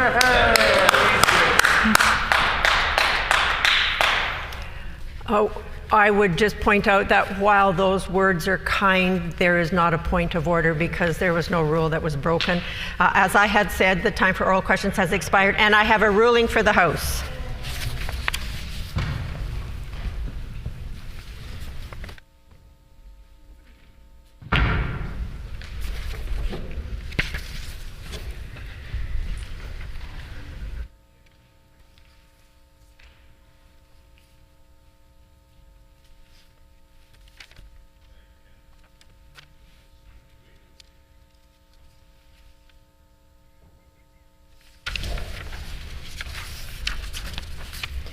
On March 16, 2020, the Honourable Member for Kiiwetinoong raised a matter of privilege alleging that the government had infringed upon the privileges of opposition members because they have not called a meeting of the Standing Committee on Crown Corporations to consider annual reports from the Workers' Compensation Board since July of 2016. The member stated that not referring these reports to committee has prevented the opposition from holding the government accountable on many serious issues affecting the Workers' Compensation Board. At the conclusion of his remarks, he moved, and I quote, that this issue be immediately referred to a committee of this House, end quote. The Honourable Government House Leader and the Honourable Member for River Heights also spoke to the matter of privilege, which was then taken under advisement by the Deputy Speaker. I thank all Honourable Members for their advice to the Chair. There are two conditions that must be satisfied in order for the matter raised to be ruled in order as a prima facie case of privilege. First, was the issue raised at the earliest opportunity? And second, has sufficient evidence been provided to demonstrate that the privileges of the House have been breached in order to warrant putting the matter to the House? In regards to raising the matter at the earliest opportunity, the Honourable Member for Kiiwetinoong asserted a need to, and I quote, take the time to critically analyze all relevant information to make sure the facts were clear and consult with relevant experts on the matter, end quote. I should note for the House that the onus on the members not to verify what the facts are when raising privilege about misleading the House. Rather, it is to provide proof of intent to mislead the House, as a variance of facts is not necessarily proof of intention to mislead. Further, Bosque and Gagnon advise on page 145 of the third edition of House of Commons Procedure and Practice that, and I quote, the matter of privilege to be raised in the House must have recently occurred and must call for the immediate action of the House, end quote. Therefore, the member must satisfy the Speaker that the matter is being brought to the House as soon as practicable after becoming aware of the situation. I ask members to keep this in mind when assessing the aspect of timeliness in the future, as I am not satisfied the condition was met in this case. Regarding the second issue, I have stated on numerous occasions that a matter concerning the methods by which the House proceeds in the conduct of business is a matter of order, not privilege. Joseph Mango, in the second edition of Parliamentary Privilege in Canada, states on page 14 that, and I quote, allegations of breach of privilege by a member in the House that amount to complaints about procedures and practices in the House are by their very nature matters of order, end quote. He also states on page 223 of the same edition, and I quote, a breach of the standing orders or a failure to follow an established practice would invoke a point of order rather than a question of privilege, end quote. It has also been ruled on numerous times in this House that the opinion of the Speaker cannot be sought about matters arising concerning committees, and that it is not competent for the Speaker to exercise procedural control over committees. Speaker Rocan made such a ruling in 1989, in 1993, and in 1994. Speaker Hicks also made 5 rulings, twice in 2004, once in 2005, and twice in 2006. In regards to the member's comments that he could not hold the government to account because they did not call a meeting, Mango further advises on page 224 of the same edition that, and I quote, parliamentary privilege is concerned with the special rights of members, not in their capacity as ministers or as party leaders, whips, or parliamentary secretaries, but strictly in their capacity as members in their parliamentary work, end quote. Therefore, the Honourable Member for Keewatin cannot claim the protection of parliamentary privilege for the performance of his duties as a critic, but only as an MLA. All of the above references from Joseph Mango are supported by rulings from myself as well as from Speakers Rocan, Daquet, and Hicks. Although the Honourable Member for Keewatin may have a difference of opinion regarding the timing of calling a Crown Corporation's meeting, it falls more into a category of a complaint against the government and not a breach of parliamentary privilege. With the greatest of respect, I therefore rule that the matter raised does not fulfill the criteria of a prima facie case of privilege. Petitions. The Honourable Member for Transcona. Thank you, Madam Speaker. I wish to present the following petition to the Legislative Assembly. The background to this petition is as follows. On September 4, 2020, the provincial government announced that cancer care outpatient services will be cut at the Concordia Hospital and Seven Oaks General Hospital, effective December 2020. Number 2, closing 2 cancer care sites in Winnipeg will mean a third of existing sites are lost, with increased burdens placed on outpatient cancer services at the Health Sciences Centre and St. Boniface Hospital. Number 3, the cut of these outpatient services has provoked concerns from healthcare workers, cancer care nurses alike, who have stressed to the provincial government that the cut is contrary to what Cancer Care Manitoba's goals of patient care are and would most certainly increase the burden for the people they are trying to help. Cancer care nurses have also noted that this decision has more to do with saving money rather than what is in the best interests of patients. This is further highlighted by a 2019 consulting contract bid, which shows that this cut has been made purely in the interest of fiscal performance and will not improve the quality of patient care. Number 5, patients who do not have access to a vehicle or reliable transportation will be hit the hardest by this cut, with the burden falling largely on seniors and Manitobans on low incomes. Number 6, cuts within the Winnipeg Regional Health Authority, including the provincial government's closure of the Concordia Emergency Room and Seven Oaks Emergency Room, have already compromised health care access close to home for residents of Northeast and Northwest Winnipeg. Number 7, the deterioration of healthcare within the Winnipeg Regional Health Authority has meant increased wait times, compromised patient care, and worsened health outcomes. This cut will only continue to deteriorate the quality of care for patients while forcing more demands onto healthcare workers.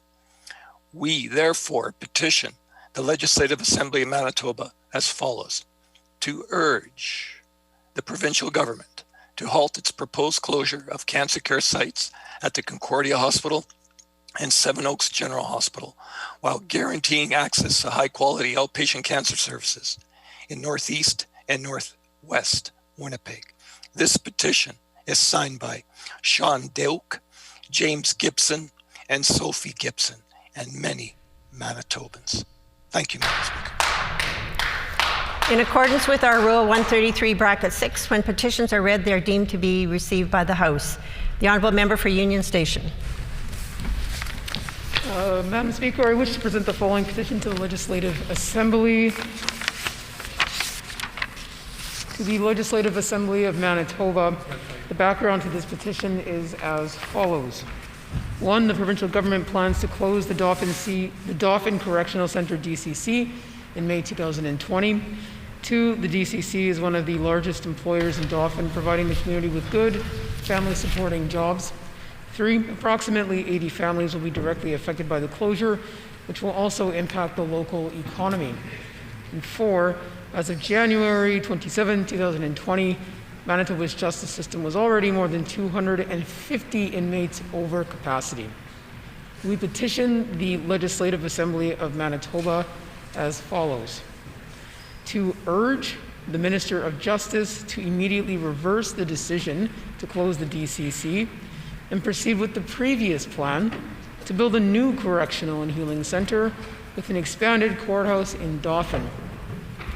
This has been signed by Wendy Tiranovsky, Geraldine Wojtykiw, and Marvin Shumka, and many Manitobans. The Honourable Member for Burroughs. Thank you, Madam Speaker. I wish to present the following petition to the Legislative Assembly. To the Legislative Assembly of Manitoba, the background to this petition is as follows. The provincial government plans to close the Dauphin Correctional Centre, DCC, in May 2020. The DCC is one of the largest employers in Dauphin, providing the community with good family-supporting jobs. Approximately 80 families will be directly affected by the closure, which will also impact that local economy. As of January 27, 2020, Manitoba's justice system was already more than 250 inmates over capacity. We petition the Legislative Assembly of Manitoba as follows. To urge the Minister of Justice to immediately reverse the decision to close the DCC and proceed with the previous plan to build a new correctional and healing center with an expanded courthouse in Dauphin. This has been signed by many, many Manitobans. Thank you, Madam Speaker. The Honourable Member for Kiiwetinoong. Thank you, Madam Speaker. I wish to present the following petition to the Legislative Assembly. The Legislative Assembly of Manitoba, the background to this petition is as follows. The provincial government plans to close the Dauphin Correctional Centre, DCC, in May 2020. The DCC is one of the largest employers in Dauphin, providing the community with good family-supporting jobs. Approximately 80 families will be directly affected by the closure, which will also impact the local economy. As of January 27, 2020, Manitoba's justice system was already more than 250 inmates over capacity. We petition the Legislative Assembly of Manitoba as follows. To urge the Minister of Justice to immediately reverse the decision to close the DCC and proceed with the previous plan to build a new correctional and a healing center with an expanded courthouse in Dauphin. This has been signed by many Manitobans. Honourable Member for River Heights. Madam Speaker, I wish to present the following petition to the Manitoba Legislature. The background to this petition is as follows. There has been a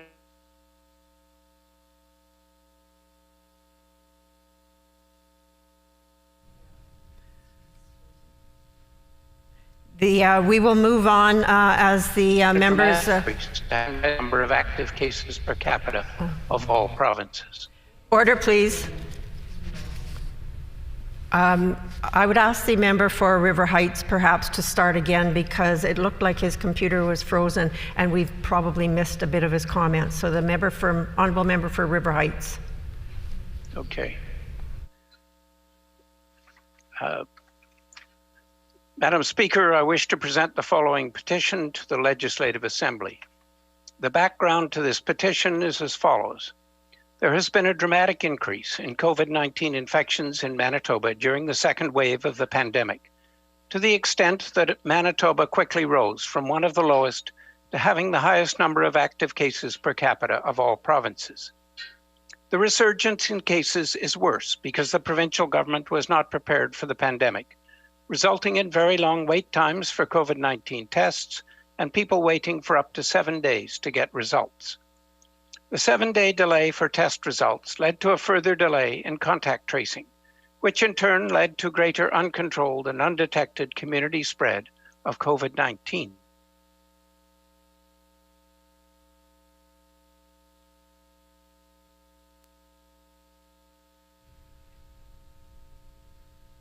It appears that the system might be down at this point for the member from River Heights.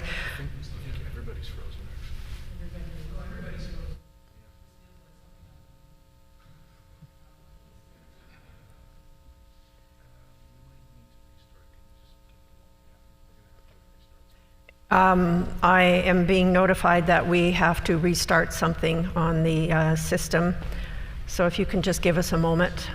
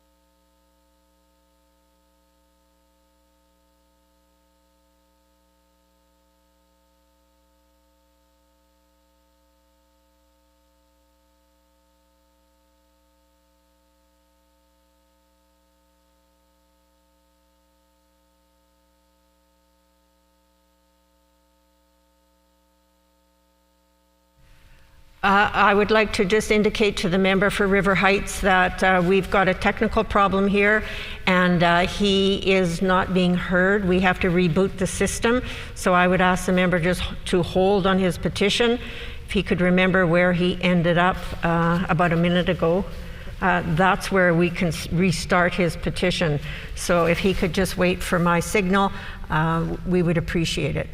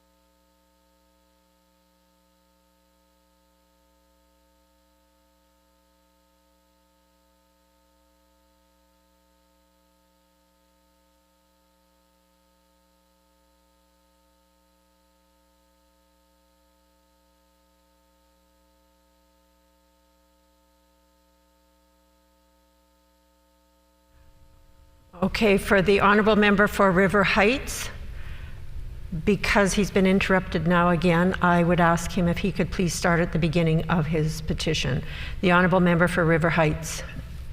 Madam Speaker, I wish to present the following petition to the Legislative Assembly. The background to this petition is as follows. There has been a dramatic increase in COVID-19 infections in Manitoba during the second wave of the pandemic, to the extent that Manitoba quickly rose from one of the lowest to having the highest number of active cases per capita of all provinces.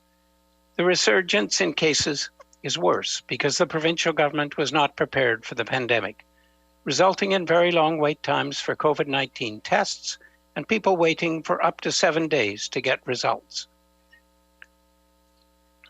The 7-day delay for test results led to a further delay in contact tracing, which in turn led to greater uncontrolled and undetected community spread of COVID-19. Cases are spreading in personal care homes because the provincial government did not adequately prepare to prevent and address personal care homes' COVID-19 infections. The provincial government did not institute full testing of all staff and residents in a personal care home when the first COVID-19 case was detected in a home. When in May and June, Manitoba Liberals repeated calls for a rapid response team for seniors' homes to prepare for a second wave, the provincial government ignored the idea and brushed it aside. In August, the provincial government ignored the calls for investment in infection control and better staffing to prepare seniors' homes for a second wave, putting the health and safety of residents and staff alike at risk. The provincial government failed to act to address reports of poor care at the Parkview Place personal care home, including a March 2020 report detailing concerns with the state of repair of the facility. Its cleanliness and sanitation practices included issues with cockroaches, dirty toilets, and grease-laden dirt in the kitchen. The Minister of Health, Seniors, and Active Living has been undermining public health fundamentals by downplaying the need for masks, which are known to prevent the spread of contagion. The provincial government's wishful thinking and failure to get ready for the second wave of the pandemic has imposed tremendous costs and hardship across Manitoba, including schools and businesses. The provincial government's failure to take basic steps to control outbreaks has led to further shutdowns, and businesses have had to close or reduce their capacity without receiving any financial government assistance. The provincial government's own accounts show that support for business is among the worst in Canada. Businesses continue to face bankruptcy and operating risks because the provincial government refused to step up with financial support or with PPE so that they could continue to safely operate. Businesses and workers alike have been forced to choose between getting sick or going broke. The provincial government has been saying one thing and doing another, calling for fundamentals while urging people to go back to work, shop, and encouraging behavior that increases the spread of COVID-19. When the Minister of Health, Seniors, and Active Living was asked about preventing deaths at personal care homes, he responded these deaths were unavoidable. Dr. Nathan Stahl, who specializes in geriatrics and internal medicine at a Toronto hospital, called the notion that deaths are unavoidable ageist and urged the minister to reconsider. Outbreaks like the one at Winnipeg's Parkview Place are avoidable tragedies, as we've seen in other jurisdictions like Singapore. We petition the Legislative Assembly of Manitoba as follows. 1, to urge the provincial government to call a public inquiry into the mishandling of the second wave of the pandemic and into the outbreak at Parkview Place personal care home. 2, to urge the provincial government to replace the current Minister of Health, Seniors, and Active Living as a result of his failure to support personal care homes and his failure to adequately prepare the province for the second wave of the pandemic. Signed by Rena Chambers, Pamela Runzer, Bernie Chambers, and many, many other Manitobans. Thank you. The Honourable Member for Tyndall Park. Thank you, Madam Speaker. I wish to present the following petition to the Legislative Assembly. The background to this petition is as follows. People who suffer hearing loss due to aging, illness, employment, or accident not only lose the ability to communicate effectively with friends, relatives, or colleagues, they also can experience unemployment, social isolation, and struggles with mental health. A cochlear implant is a life-changing electronic device that allows deaf people to receive and process sounds and speech, and also can partially restore hearing in people who have severe hearing loss and who do not benefit from conventional hearing aids. A processor behind the ear captures and processes sound signals, which are transmitted to a receiver implanted into the skull that relays the information to the inner ear. The technology has been available since 1989 through the Central Speech of Hearing Clinic, founded in Winnipeg, Manitoba. The surgical hearing implant program began implanting patients in the fall of 2011 and marked the completion of 250 cochlear implant surgeries in Manitoba in the summer of 2018. The program has implemented about 60 devices since the summer of 2018, as it is only able to implant about 40 to 45 devices per year. There are no upfront costs to Manitoba residents who proceed with cochlear implant surgery, as Manitoba Health covers the surgical procedure, internal implant, and the first external sound processor. Newfoundland and Manitoba have the highest estimated implantation costs of all provinces. Alberta has one of the best programs with Alberta Aids for Daily Living, and their cost share means the patient pays only approximately $500 out of pocket. Assistive device program in Ontario covers 75% of the costs, up to a maximum amount of $5,444 for a cochlear implant replacement speech processor. The BC Adult Cochlear Implant Program offers subsidized replacements to aging sound processors through the Sound Processor Replacement Program. This provincially funded program is available to those cochlear implant recipients whose sound processors have reached 6 to 7 years old. The cochlear implant is a lifelong commitment, however, as the technology changes over time. Parts and software become no longer functional or available. The cost of upgrading a cochlear implant in Manitoba of approximately $11,000 is much more expensive than in other provinces, as adult patients are responsible for the upgrade costs of their sound processor. In Manitoba, pediatric patients under 18 years of age are eligible for funding assistance through the Cochlear Implant Speech Processor Replacement Program, which provides up to 80% of the replacement costs associated with a device upgrade. It is unreasonable that this technology is inaccessible to many citizens of Manitoba who must choose between hearing and deafness due to financial constraints, because the costs of maintaining the equipment are prohibitive for low-income earners or those on a fixed income, such as old age pension or employment and income assistance. We petition the Legislative Assembly of Manitoba as follows: to urge the provincial government to provide financing for upgrades to the cochlear implant covered under Medicare, or provide funding assistance through the Cochlear Implant Speech Processor Replacement Program to assist with the replacement costs associated with a device upgrade.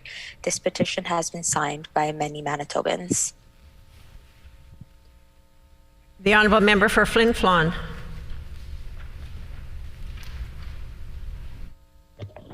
Thank you, Madam Speaker, and I wish to present the following petition to the Legislative Assembly of Manitoba.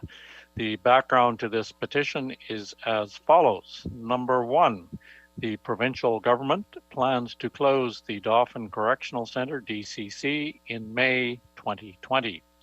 Number two, the DCC is one of the largest employers in Dauphin, providing the community with good family-supporting jobs. Number three, approximately 80 families will be directly affected by the closure, which will also impact the local economy. Number four, as of January 27, 2020, Manitoba's justice system was already more than 250 inmates over capacity. We petition the Legislative Assembly of Manitoba as follows: to urge the Minister of Justice to immediately reverse the decision to close the DCC and proceed with the previous plan to build a new correctional and healing center with an expanded courthouse in Dauphin. And this petition, Madam Speaker, has been signed by many Manitobans. The Honourable Member for Elmwood. Thank you, Madam Speaker. I wish to present the following petition to the Legislative Assembly. The background of this petition is as follows. Number one, the provincial government plans to close the Dauphin Correctional Centre DCC in May 2020. Number two, the DCC is one of the largest employers in Dauphin, providing the community with good family supporting jobs.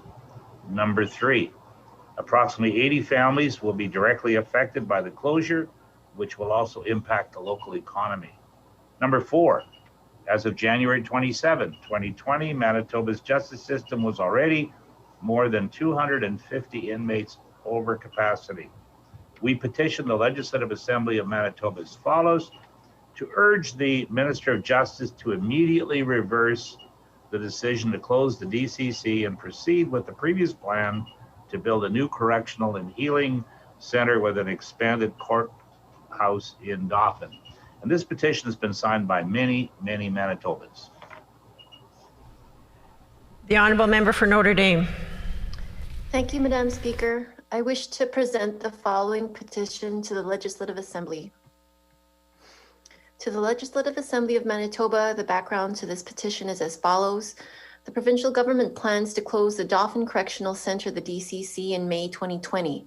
The DCC is one of the largest employers in Dauphin, providing the community with good family supporting jobs. Approximately 80 families will be directly affected by the closure, which will also impact the local economy. As of January 27, 2020, Manitoba's justice system was already more than 250 inmates over capacity. We petitioned the Legislative Assembly of Manitoba as follows: to urge the Minister of Justice to immediately reverse the decision to close the DCC and proceed with the previous plan to build a new correctional and healing center with an expanded courthouse in Dauphin. This has been signed by Evelyn Taylor, Donna Arnold, and Karen Ashen, and many other Manitobans. The Honourable Member for St. Vital. Madam Speaker, I wish to present the following petition to the Legislative Assembly. The background to this petition is as follows. 1. The provincial government plans to close the Dauphin Correctional Centre, DCC, in May 2020. 2. The DCC is one of the largest employers in Dauphin, providing the community with good family supporting jobs. 3. Approximately 80 families will be directly affected by the closure, which will also impact the local economy. 4. As of January 27, 2020, Manitoba's justice system was already more than 250 inmates over capacity. We petition the Legislative Assembly of Manitoba as follows: to urge the Minister of Justice to immediately reverse the decision to close the DCC and proceed with the previous plan to build a new correctional and healing center with an expanded courthouse in Dauphin. This petition has been signed by many Manitobans. The Honourable Member for Wolseley. Thank you, Madam Speaker. Madam Speaker, I wish to present the following petition to the Legislative Assembly. To the Legislative Assembly of Manitoba, the background to this petition is as follows.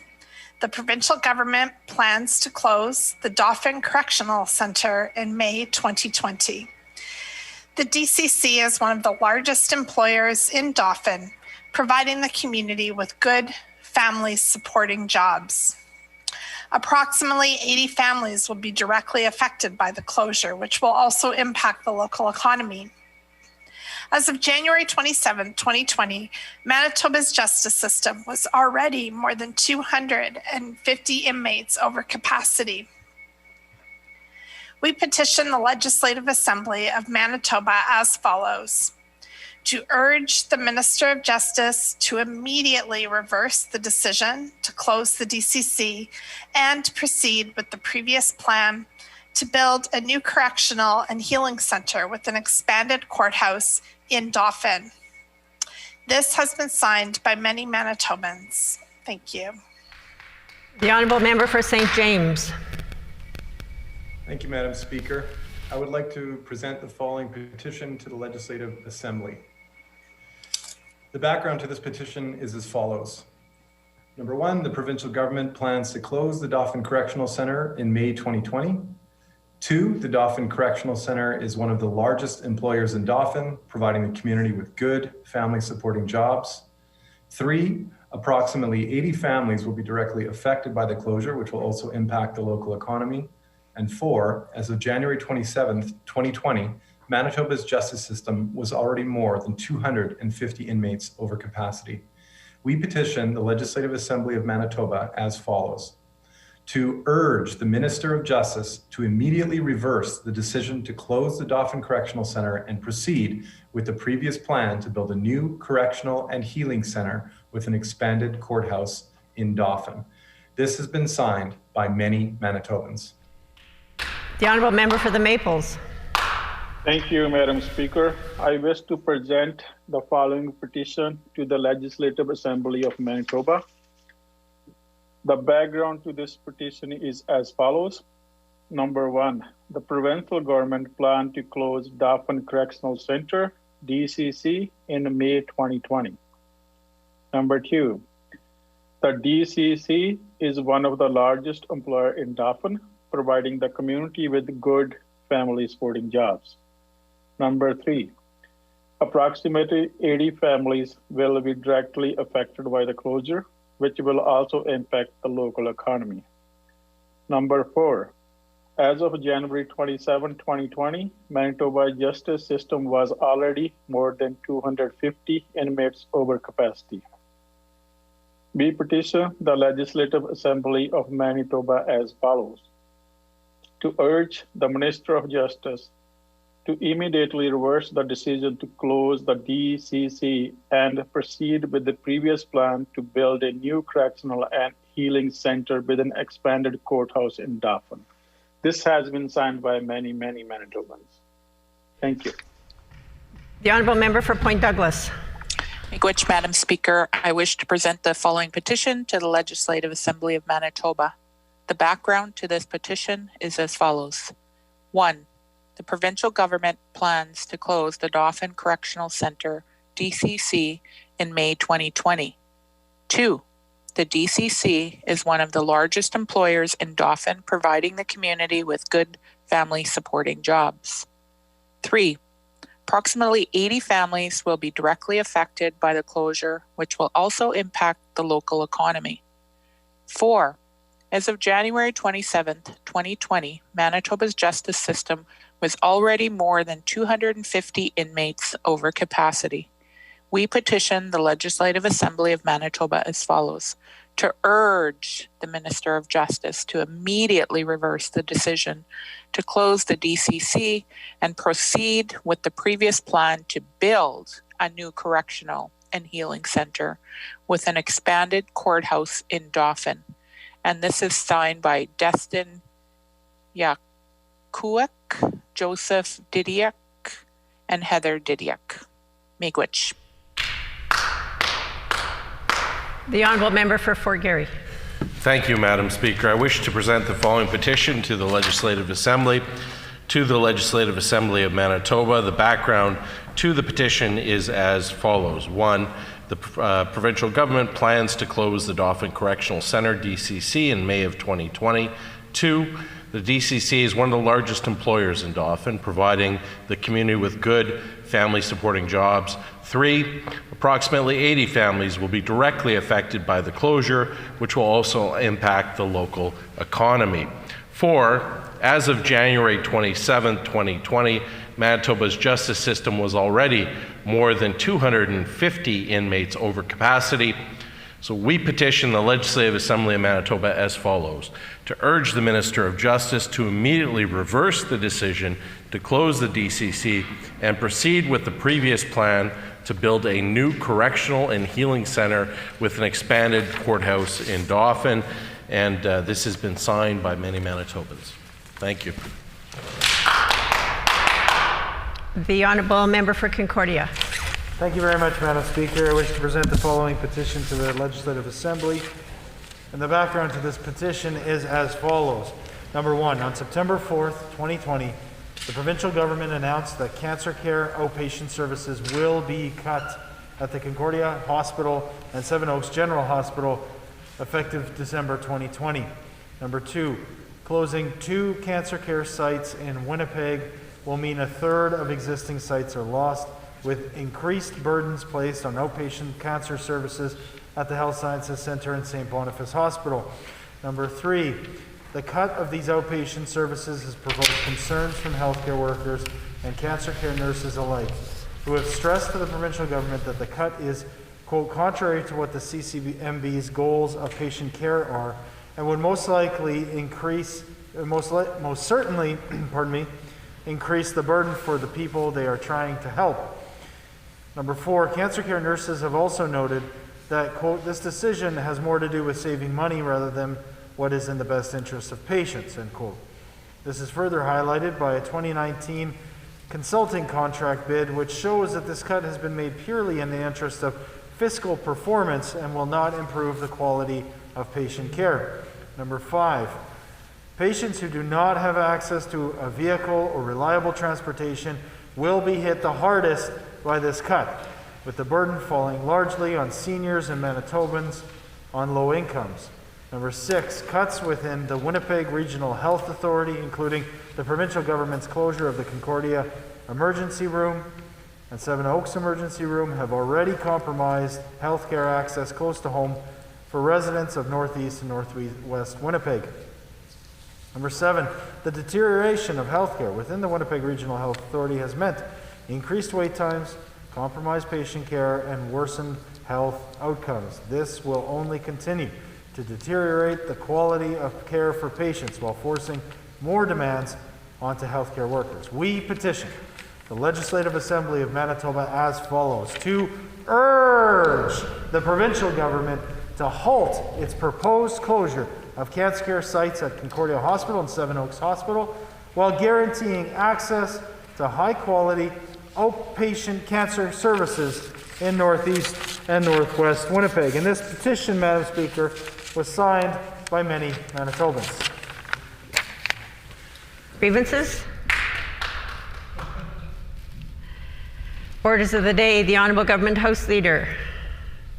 Yes, thank you, Madam Speaker. Could you please call for second reading this afternoon, Bill number 9, the Opioid Damages and Healthcare Cost Recovery Act, followed by Bill number 41.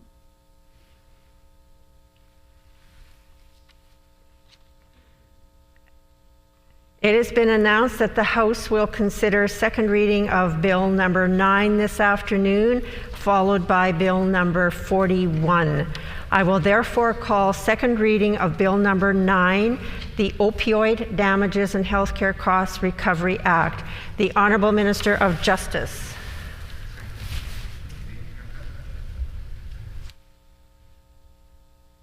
The Honourable Minister of Justice.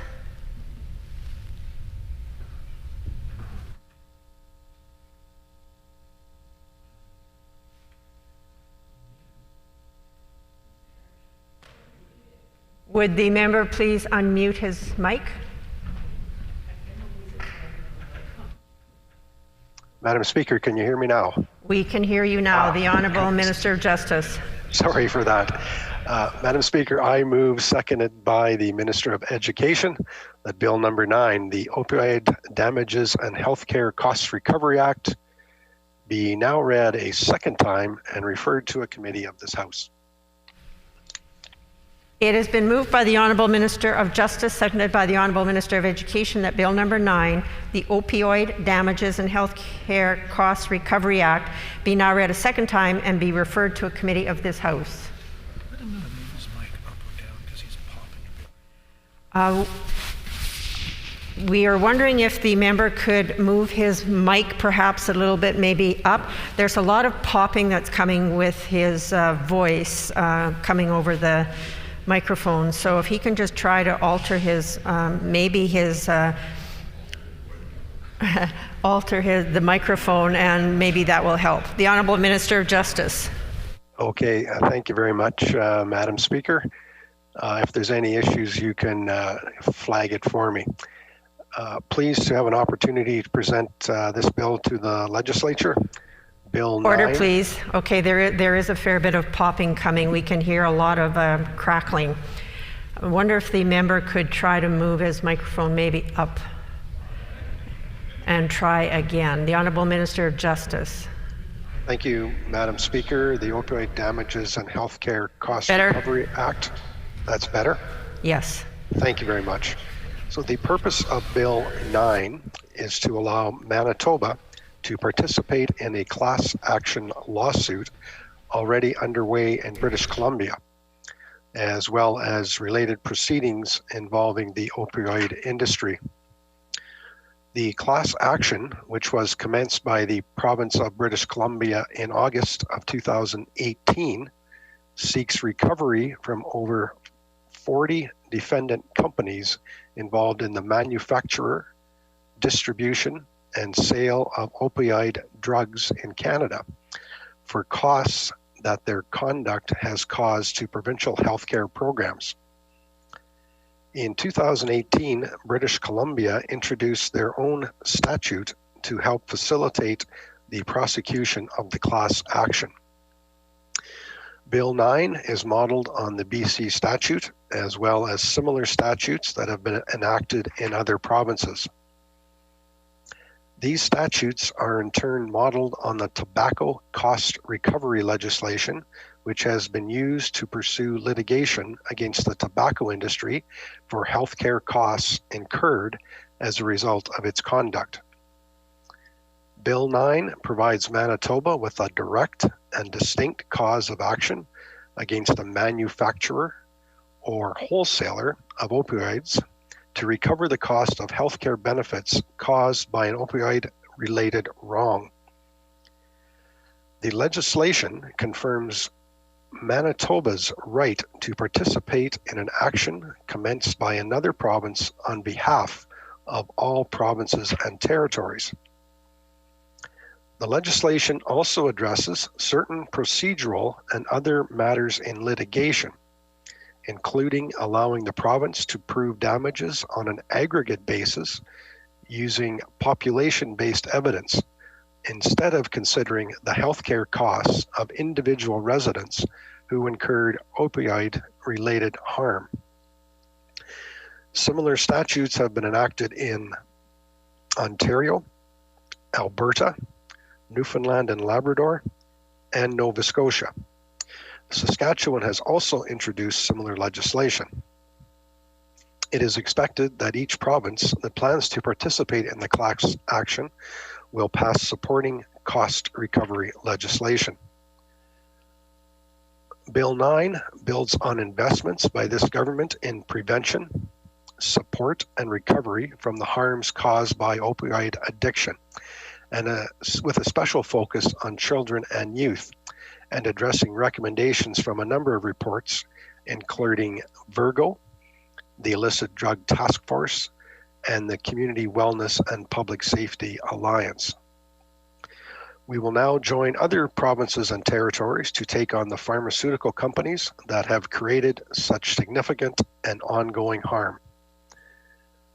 Mr. Deputy Speaker, we will have the opportunity to discuss this bill in more detail at the committee stage, so I will conclude my remarks for now, but we certainly look forward to the support of this House and having this bill passed.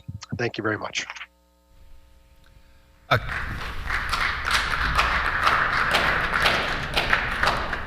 question period up to 50 minutes will be held. Questions may be asked and addressed to the Minister by any member of the following sequences. First question be by the official critic or designate. Subsequent questions asked by each independent member. The remaining questions asked by the opposition members, and no questions or answers shall exceed 45 seconds. Douglas is first. Member for Point Douglas. Miigwech, Deputy Speaker. Will Manitoba be pursuing a class action suit against opioid manufacturers and wholesalers once this legislation is passed? If so, when? The Honourable Minister for Justice. If the Minister for Justice can unmute his microphone. Sorry. The Honourable Minister for Justice. Thank you, Mr. Deputy Speaker. And certainly once this legislation is passed, it is our intent to join with our fellow provinces in pursuit against the manufacturers and wholesalers of opioids. Certainly work is being done within the Department of Health and the Department of Justice to that end. We're optimistic we can get this legislation passed in the near future and then formalize the actual legal process with our neighboring jurisdictions. The Honourable Member for Point Douglas. Miigwech, Deputy Speaker.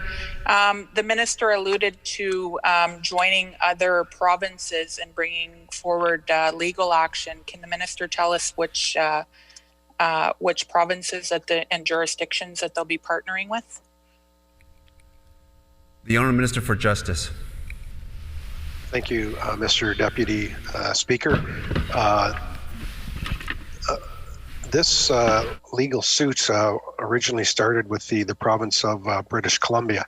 To date, Ontario, Alberta, Newfoundland and Labrador, and Nova Scotia have passed similar legislation. My understanding is Saskatchewan has introduced similar legislation. So these provinces will be on side in terms of moving this litigation forward. The Honourable Member for River Heights. Yeah, to the Minister. I understand from your remarks that the legislation will allow compiled data to be presented rather than individual stories. Sometimes individual stories can be very persuasive as to the link between the actions of the company and the results. And I wonder whether it's still possible to include individual stories. The Honourable Minister for Justice. Thank you, Mr. Deputy Speaker, and I appreciate the member's question in that regard. Certainly from a operational legal process and a time-consuming process, it's certainly beneficial for us to put aggregate numbers together. We're working to that end, but I certainly am mindful of the member's idea. I think that's something that we could put together as well as part of our package going forward. So we will be working closely with the legal team that's being put together on this across the country. The Honourable Member for Point Douglas.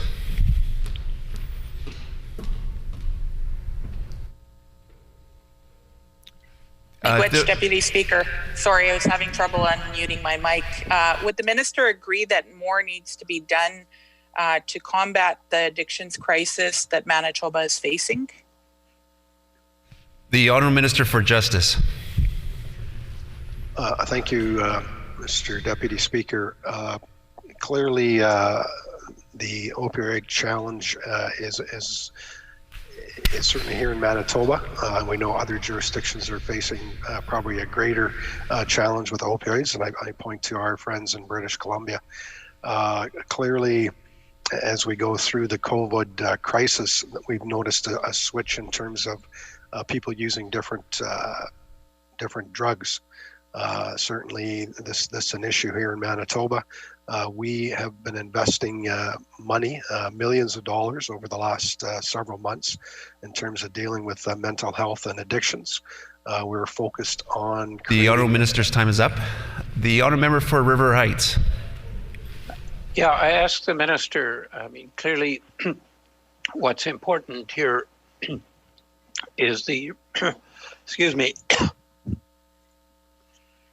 is the relative role of the company in its approach and its advertising, which clearly was disastrous in terms of the effect of the opioid epidemic, but also the relative role of others who may have contributed to this pandemic. How will the government assess the relative role of the company versus the relatively role of other players? The Honourable Minister for Justice. Thank you, Mr. Deputy Speaker. To date, the lawsuit has identified 40 defendant companies. Again, the manufacturer and distributors of the drugs here in Canada. Obviously, we think those are the ones that, by their action, have created negligence and misrepresentation. So clearly, those are the ones that we are pursuing in this particular lawsuit. And we have a list of 40 defendant companies at this point in time. The Honourable Member for St. John's. Miigwech, Deputy Speaker. Would the minister tell us how many, if the minister is committed to supporting and expanding safe consumption sites in the province in order to reduce unnecessary overdoses? The Honourable Member for Justice. Thank you very much, Mr. Deputy Speaker. And to finish my earlier comments, I would just say that we are investing tens of millions of dollars over the last several months in terms of mental health and addictions, in terms of enhancing capacity for treatment here in Manitoba. We recognize that it's a challenge for many in Manitoba. There's been a change in the use of varying different types of products. We're committed to making sure that we have the capacity to deal with mental health and addictions problems here in Manitoba. The Honourable Member for River Heights.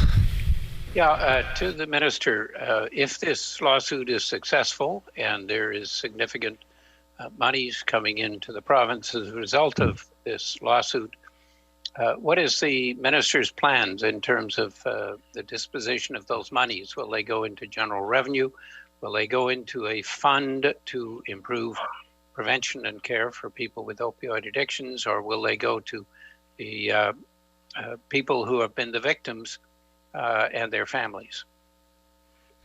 The Honourable Minister of Justice. Thank you, Mr. Deputy Speaker. I do appreciate the member's question.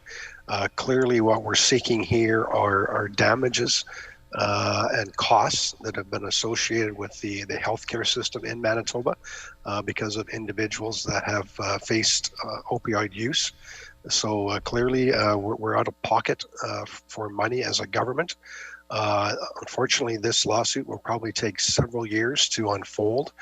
We haven't made any commitments in terms of what that would look like. We don't know what the money potential revenue from this lawsuit could be, and that's just a long ways down the road before we would ever have to make that type of a decision. The Honourable Member for St. John's. Miigwech, Deputy Speaker. Could the minister please provide an estimate of the cost of healthcare benefits Manitoba has acquired due to opioids?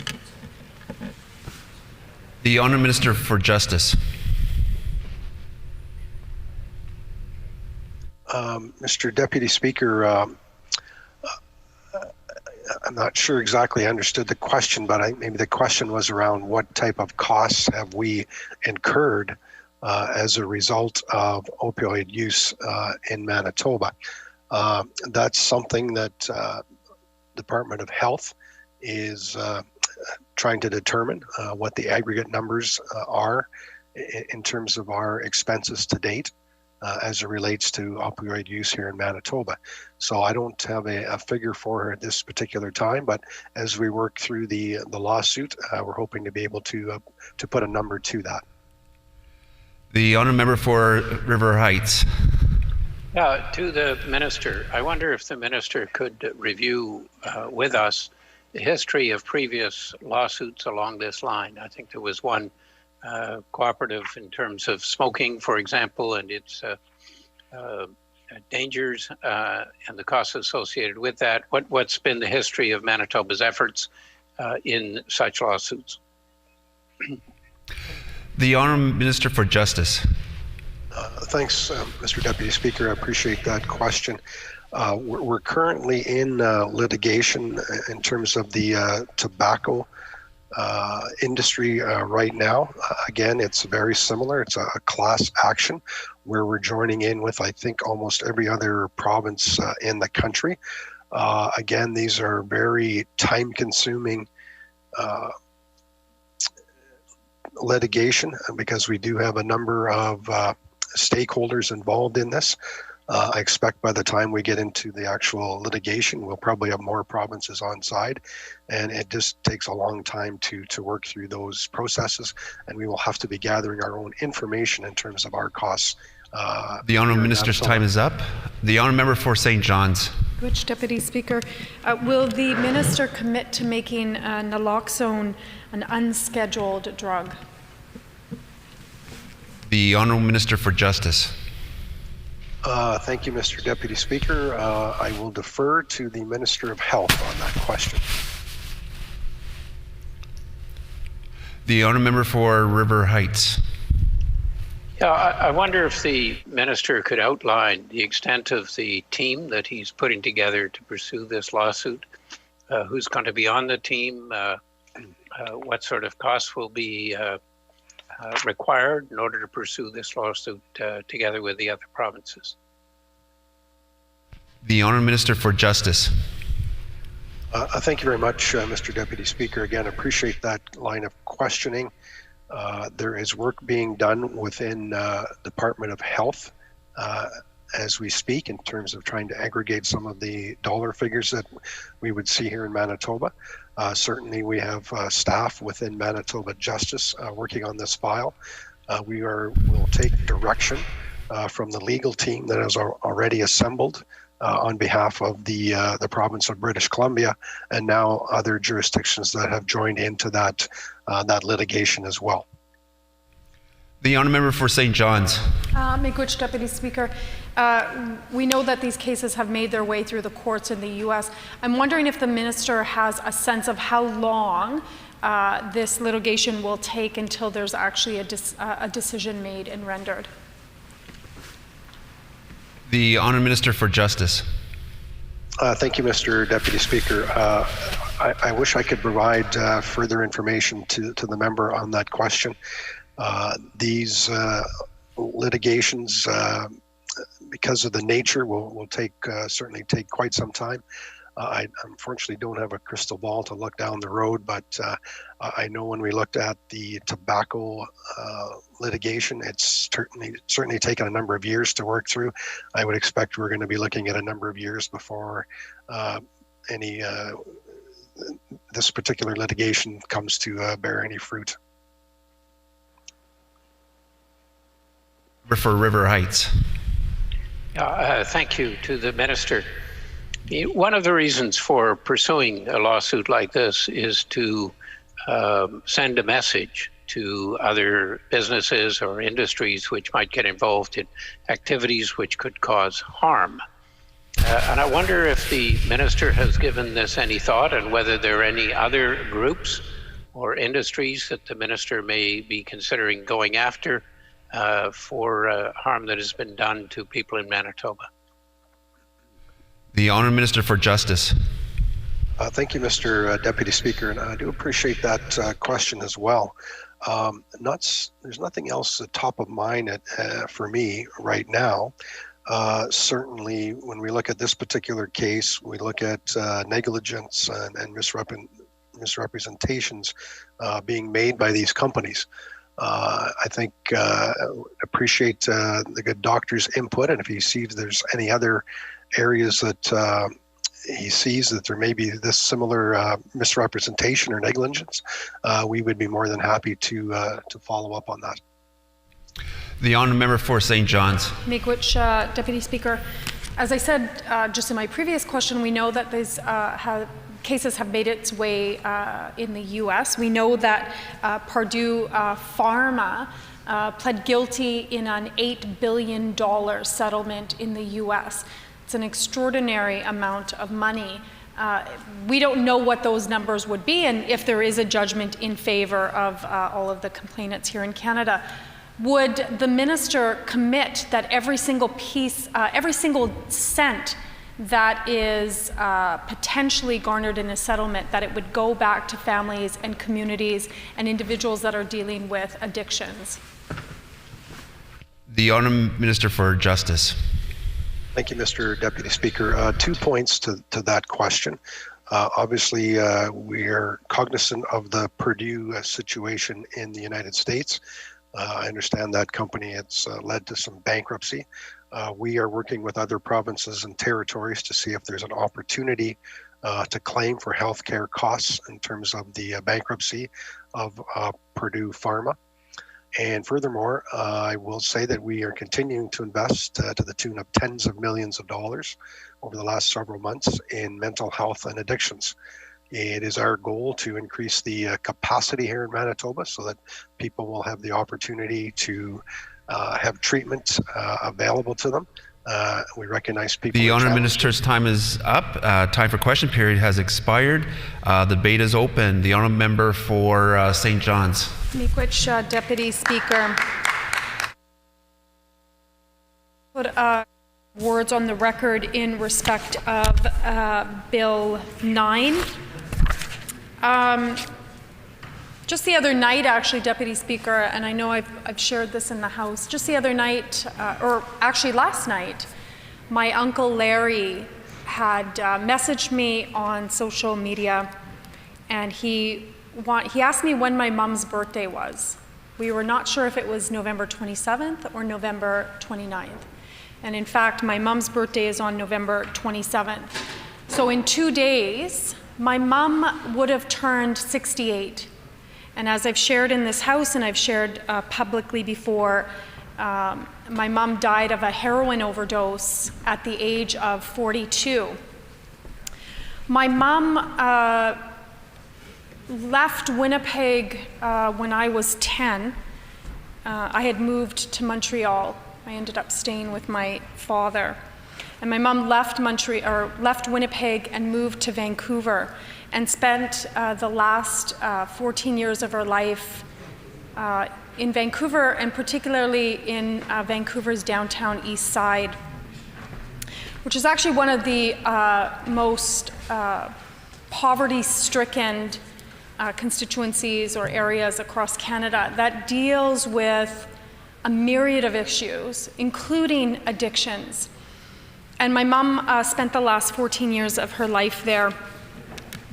And on April 13th, 1995, in the middle of the night, I was 6 months pregnant with my first son, and the phone was ringing, and for some reason I didn't answer the phone. I don't know why. And then there was a knock at the door, and I went and opened the door, and there was my grandmother, Nora, and my cousin Tanya. And I just knew when I opened the door, because I could tell that they had been crying. And I just held up my hand, and I didn't want them to say a word. I already knew. And that's the reality for family members when you have a loved one that has addictions.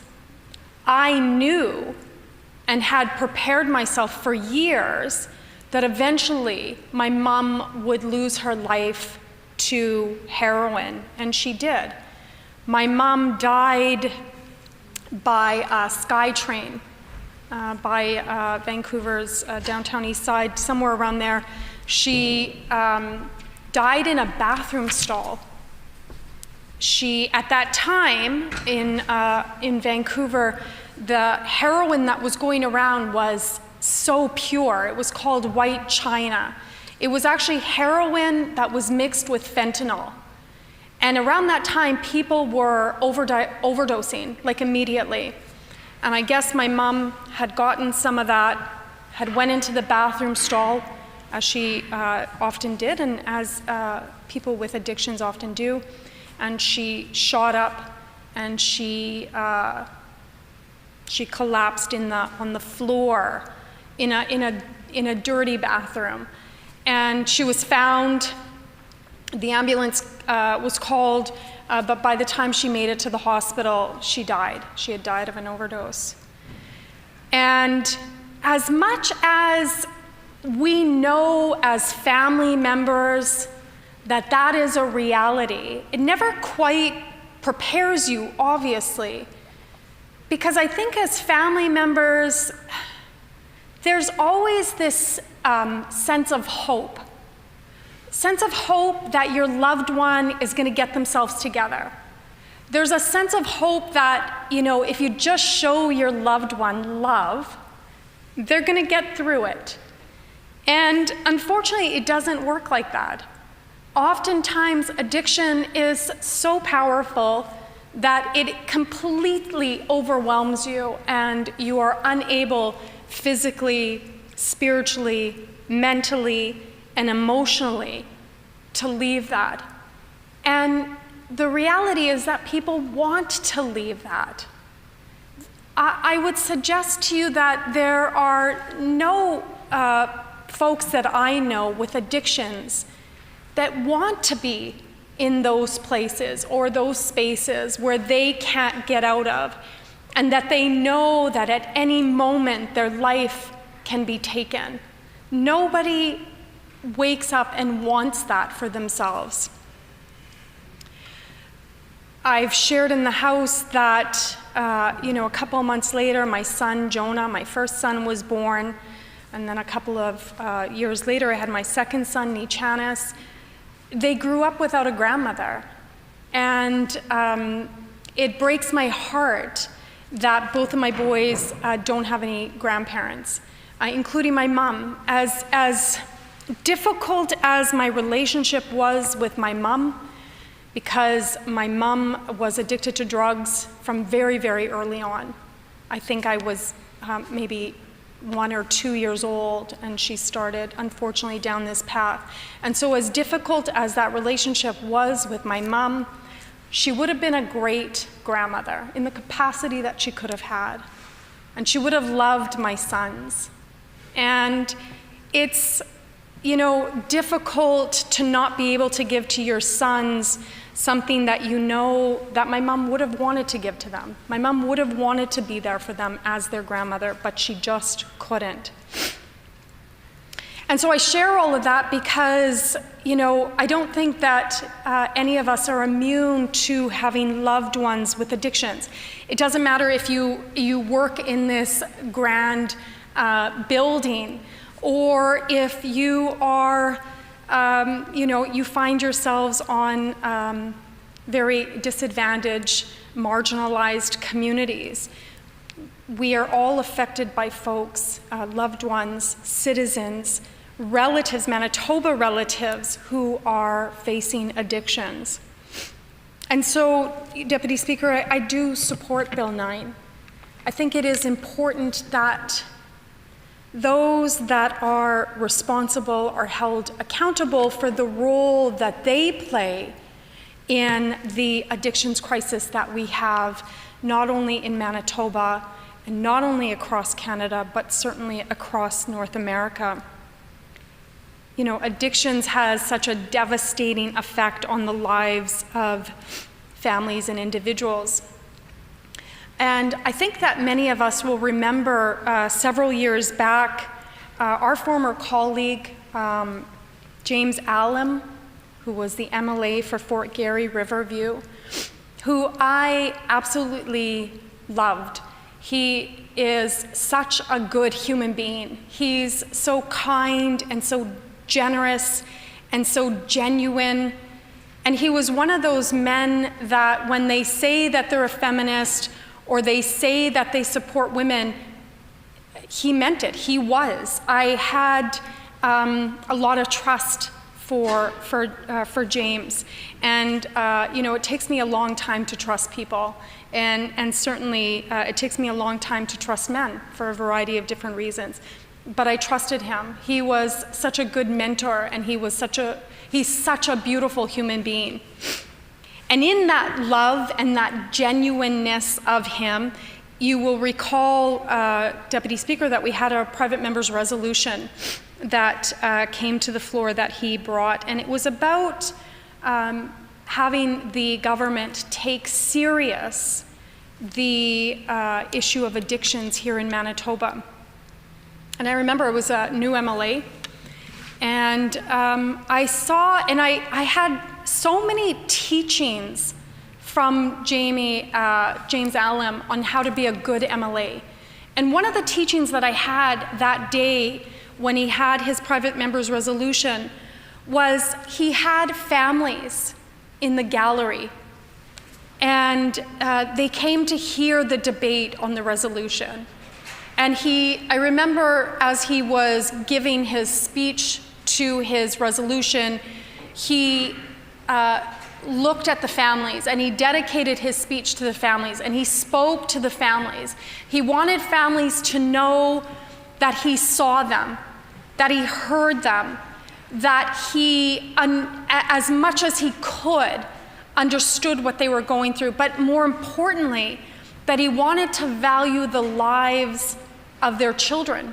Because in fact, Deputy Speaker, most will recall that the families that sat in the gallery were mums of their sons who had lost their lives to addictions. And so I thank him for that. I thank James Allen for bringing that discussion to the chamber. I want to acknowledge my colleague, the member for Point Douglas, and who we make no secret is, one of my soul sisters, who I absolutely love, who also has tirelessly brought, since she became elected in 2017, tirelessly brings the issue of addictions to the chamber on behalf of, again, not only residents of Point Douglas, but all Manitobans. And the member for Point Douglas understands very intimately the role that addictions plays in our lives as family members and as community members. And she has had that commitment and continues to bring that in the House. In fact, it was, I think, a couple of years ago that the member for Point Douglas and myself, we were speaking in Calgary at an MMIWG2S families gathering. And while we were there, we went and did some tours of some addiction crisis centers, long-term treatment, but also for like an insight. So I appreciate the member for Point Douglas. I appreciate the work that she does and the strength and the commitment that she has for bringing the addictions crisis to this chamber. I'm only going to spend a couple more minutes, Deputy Speaker, because there are several folks in our caucus that would like to get up and speak to this. I will end my comments this afternoon in respect to Bill 9 to say this, Deputy Speaker. I suspect that everybody in the chamber understands that Manitoba participating in litigation against big pharma companies will take a long time. It certainly will take a long time. We've seen that in the US, although I did find that lawsuit against Purdue actually didn't seem like it took that long, but whatever. It seems like it will take long. And we don't know what's going to happen ultimately in that judgment. Will Canadian courts find in favor of provinces and jurisdictions that are a part of this litigation? We don't know. But here's what I think is really important to put on the record today, November 25th, 2020, is that should Manitoba be successful in that litigation, and should Manitoba be part of a settlement, every one of those dollars should go to dealing first and foremost on the front lines of the addictions crisis. Every single one of those dollars should go towards helping Manitoba citizens who want to get help, who need the support to get help, who are desperate for that help, and that we have a responsibility as Manitobans to be able to put in that infrastructure and that space for people to get that support. Every one of those dollars should go to that. Every one of those dollars should go to community organizations and agencies that are on the front lines day in and day out, helping citizens and community and individuals deal with addictions, because there are a myriad of issues that surround or that addictions is predicated upon. And I'm sure I don't need to go into those, but to name a few: poverty, homelessness, trauma.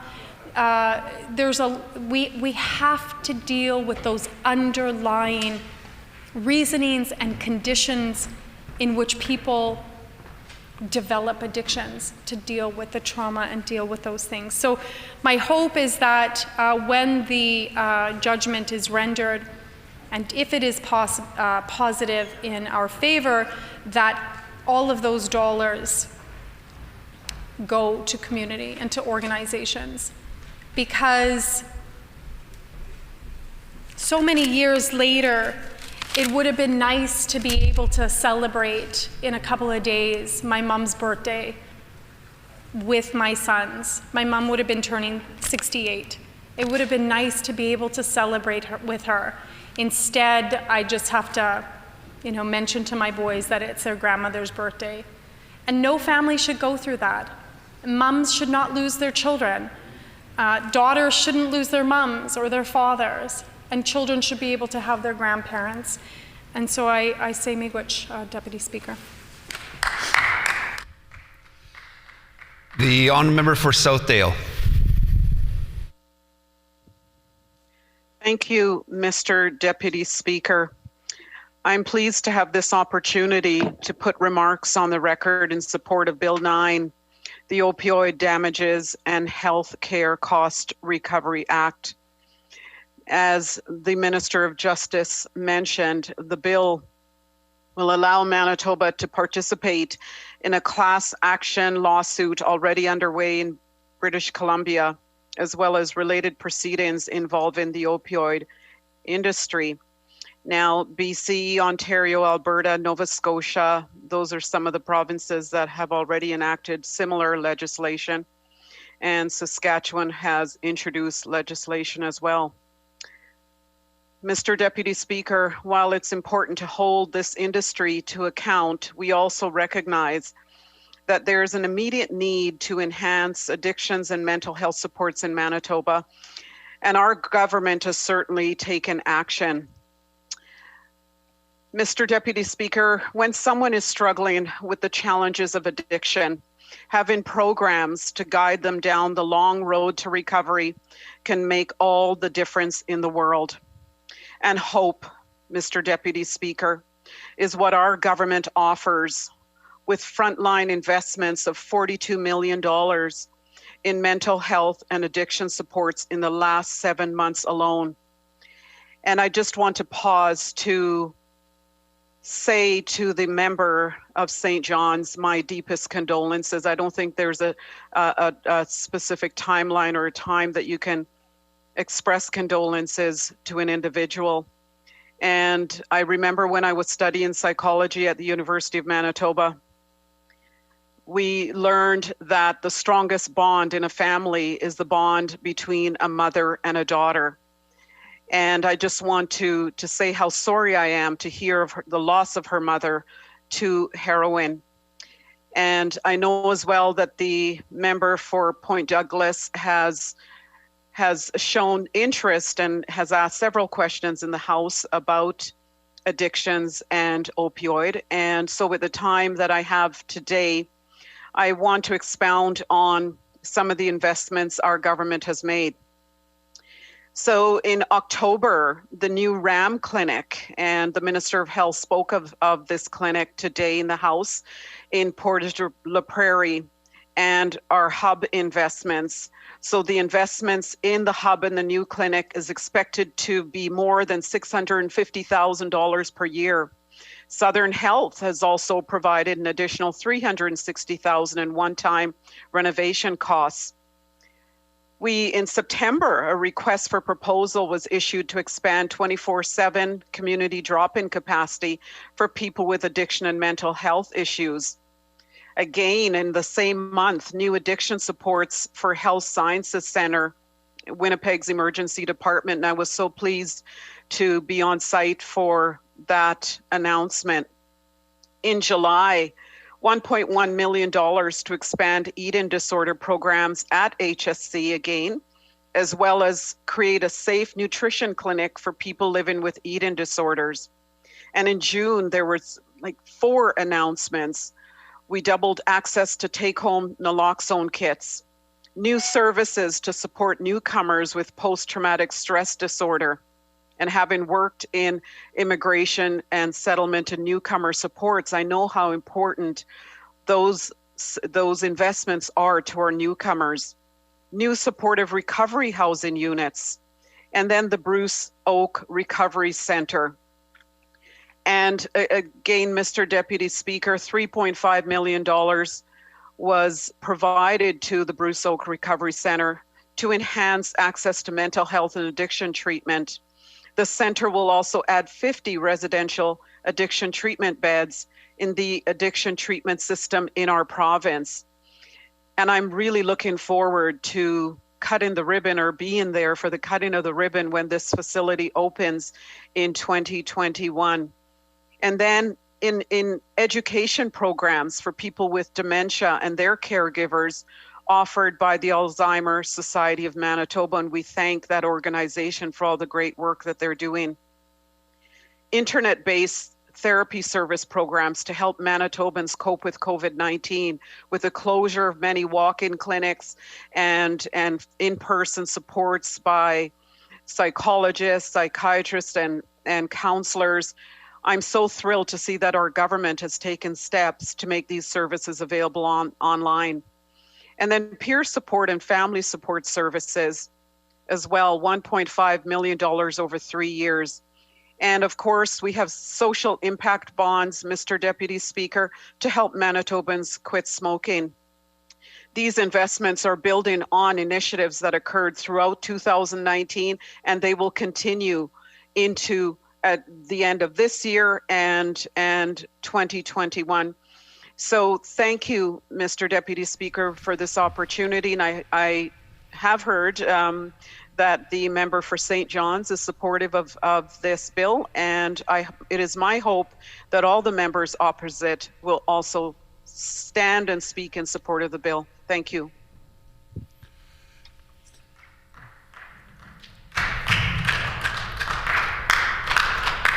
The honourable member for Point Douglas. Miigwech, Deputy Speaker. I'm pleased to put a few words on the record about Bill 9, the Opioid Damages and Healthcare Recovery Act, put forward by the Minister of Justice. Certainly this is a welcomed bill as we see cases rising. Even before this pandemic, we know lots of people were losing their lives to the opioid crisis, but even so now, we've been asking in question period to the minister to find out how many actual people have lost their lives during this pandemic since March to opioid overdoses or who have been hospitalized. This certainly will help the Minister of Justice answer the question about how much money has it cost the healthcare system, dealing with this opioid crisis. The minister alluded to, he doesn't know those actual numbers right now, but certainly, the Minister of Health said that those numbers are with, someone in the department, but they're unwilling to release those. So, if they can, work together to figure that out. Families have been calling on our government to find out what this government is doing to address this. And certainly, like I said, this bill is something that I support, but it doesn't go far enough. Families are still losing their loved ones. People are becoming addicted every day. People through social isolation through this pandemic, there's lots of people who are experiencing mental health issues that maybe in the past didn't think about using opioids, but certainly have turned to them as a coping mechanism. And I spoke about this in last week about a gentleman who actually passed away in my mom's building. My mom was leaving her building to go and put the laundry into the dryer. and she was with my granddaughter. My granddaughter's 5 years old. They walked outside outside their door, and there was paramedics there working on this man, trying to revive him. And apparently he had taken opioids that were laced with fentanyl. And this gentleman was, we found out later, was 42 years old. He was from Seguin, which is the member from St. John's is First Nation that she's from. And he was a father. He was a volunteer firefighter out there, and he had children. He had a family. And what do we say to these families? When they ask, what is this government doing to respond? And I heard the member talk about RAM clinics. Well, it's all great to have RAM clinics, but if you have nowhere to actually send people to get treatment, then those RAM clinics are useless.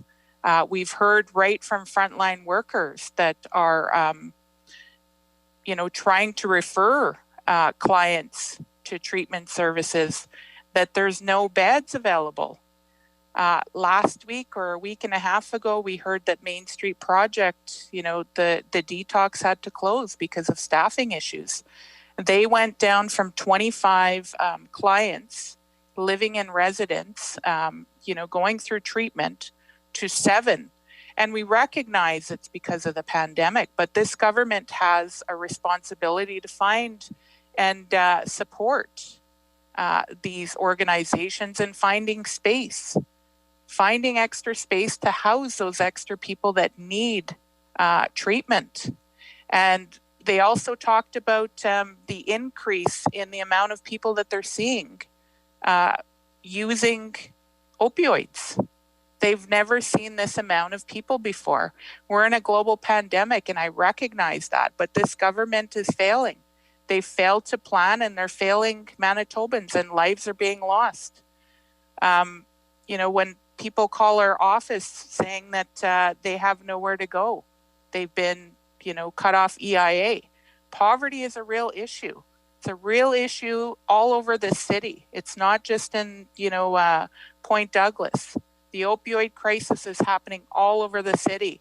And I don't think that this government, has really grasped that, or really wants to put political will behind addressing it, because certainly, people in my constituency are dying from addictions, and things are getting much worse. They're not getting any better. Since 2016, when the Pallister government came to power, we've seen massive spikes in bloodborne diseases, bloodborne illnesses. Syphilis has increased nearly 4 times. We've seen huge increases in congenital syphilis. Babies being born out of, addictions, because we fail as a government to support safe consumption sites. And the member from St. John's talked about her visit to Calgary. And we went to visit a safe consumption site, and we learned at that safe consumption site that there's trained medical professionals that are there that are helping, these people who are addicted get the supports that they need. If they're ready that day to go into treatment, they are streamlined to get them into treatment. If they have, and they talked about, when people are using these drugs, that they use every single vein in their body, and their veins are collapsing, so they have to go to a different vein. There's medical trained staff that are teaching them how to properly inject so that they don't kill themselves. And these are vices. We're not treating the trauma that, is making people, use these opioids.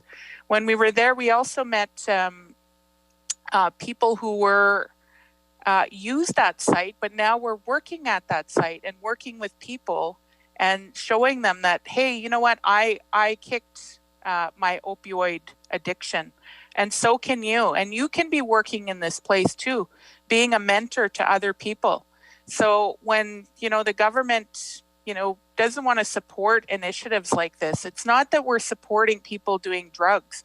We all, I'm sure, have loved ones, and I know I certainly do have loved ones who do drugs and, use alcohol as a vice. In fact, an aunt just passed away maybe a month and a half ago. She was a chronic alcoholic. She was never able to get the treatment that she needed. And we're failing as legislators. We're failing as human beings, and I implore, my colleagues on the other side to stand up, to say to your premier, to stand together, to say, we have to do something to address this, because yes, people are losing their lives in this pandemic through COVID, but there's a lot of people that we're not talking about, that we're not hearing about, that we're not seeing, that are also losing their lives through addictions. And this is something that needs to be addressed. The member from St. John's talked about, every single dollar that's collected from litigation, if this government is successful, needs to go back into supporting families, needs to go back into ensuring that there's treatment programs there, that there's beds there when family members want to get in. And, that's certainly not there right now.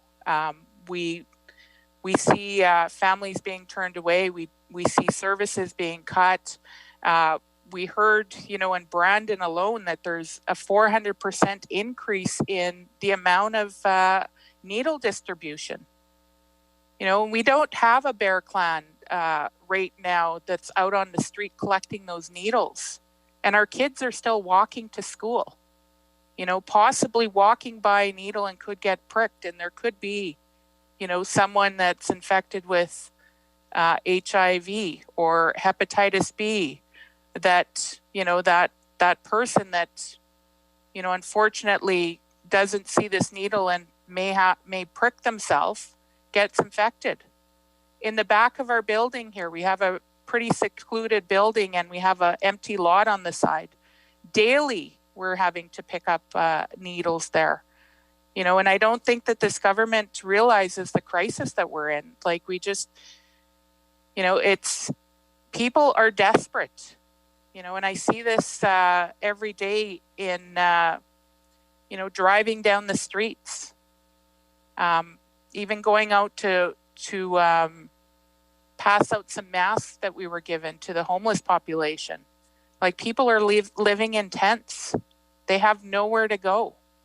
They're suffering. They're suffering in silence. And, as a government, we have, some things that we can do. We can, implement a living wage so that people can live in dignity. We could address the systemic barriers that people are facing when looking for employment. And there definitely is a lot of barriers for people that, are coming out of addictions or that are homeless. We can provide proper funding to healthcare services and make them broadly available to everyone that needs it. This Healthy Child Cabinet was just dismantled. Many of those women, those are mothers. They need prenatal care. Those not having access to prenatal care could mean a baby being born with congenital syphilis. That's a lifetime of health care that our system is going to have to deal with. There's lots of front loading that can be happening here with our government. We can improve access to life-saving drugs like naloxone. We've been calling for this for months now. There's lots of stigma around someone who uses drugs having to go to a pharmacist and go and wait in line with other people to access naloxone. It should be readily available for someone to just go and take it off the shelf, purchase it. And, the member talked about distributing naloxone kits to community, and that's great, but we need to, expand that. There's no way that anyone that doesn't need a naloxone kit shouldn't be able to get one. And right now, there's not much access to it. So I know there's lots of members on my team that want to talk as well and speak to this, but this is, this is a pandemic in itself. The addiction crisis in Manitoba is out of control. We're not seeing it because of, we're dealing with a global pandemic. We're not hearing it because that's all that's being covered on the news. But there are families out there who are struggling, there are individuals out there that can't get into treatment. So I want to say that I support this, that this is a good bill, but that we need to make sure that every single dollar that's collected goes back into supporting those who need treatment and the families that are having to support those that are dealing with addictions. So, miigwech. The honourable member for River Heights. Thank you, Mr. Deputy Speaker. First of all, I want to indicate that we in the Manitoba Liberal Party will be supporting this legislation.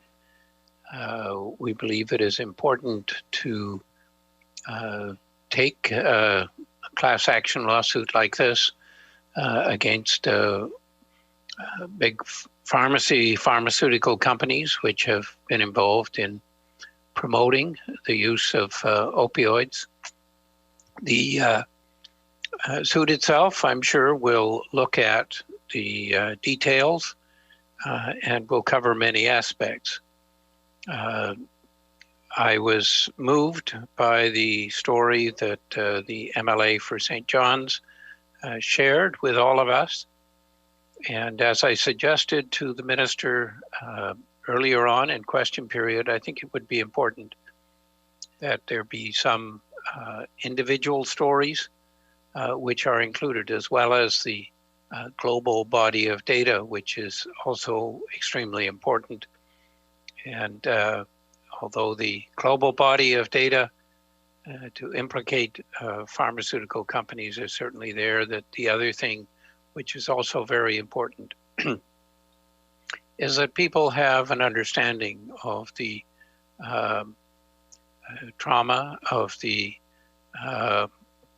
human suffering that has been imposed, and that understanding is fundamentally important to the success of this lawsuit.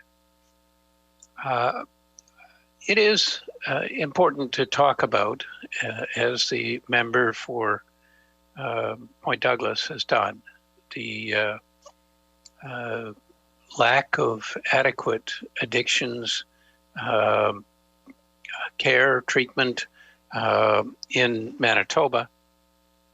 We have, and I was looking at this, Canadian best practices discussion, which is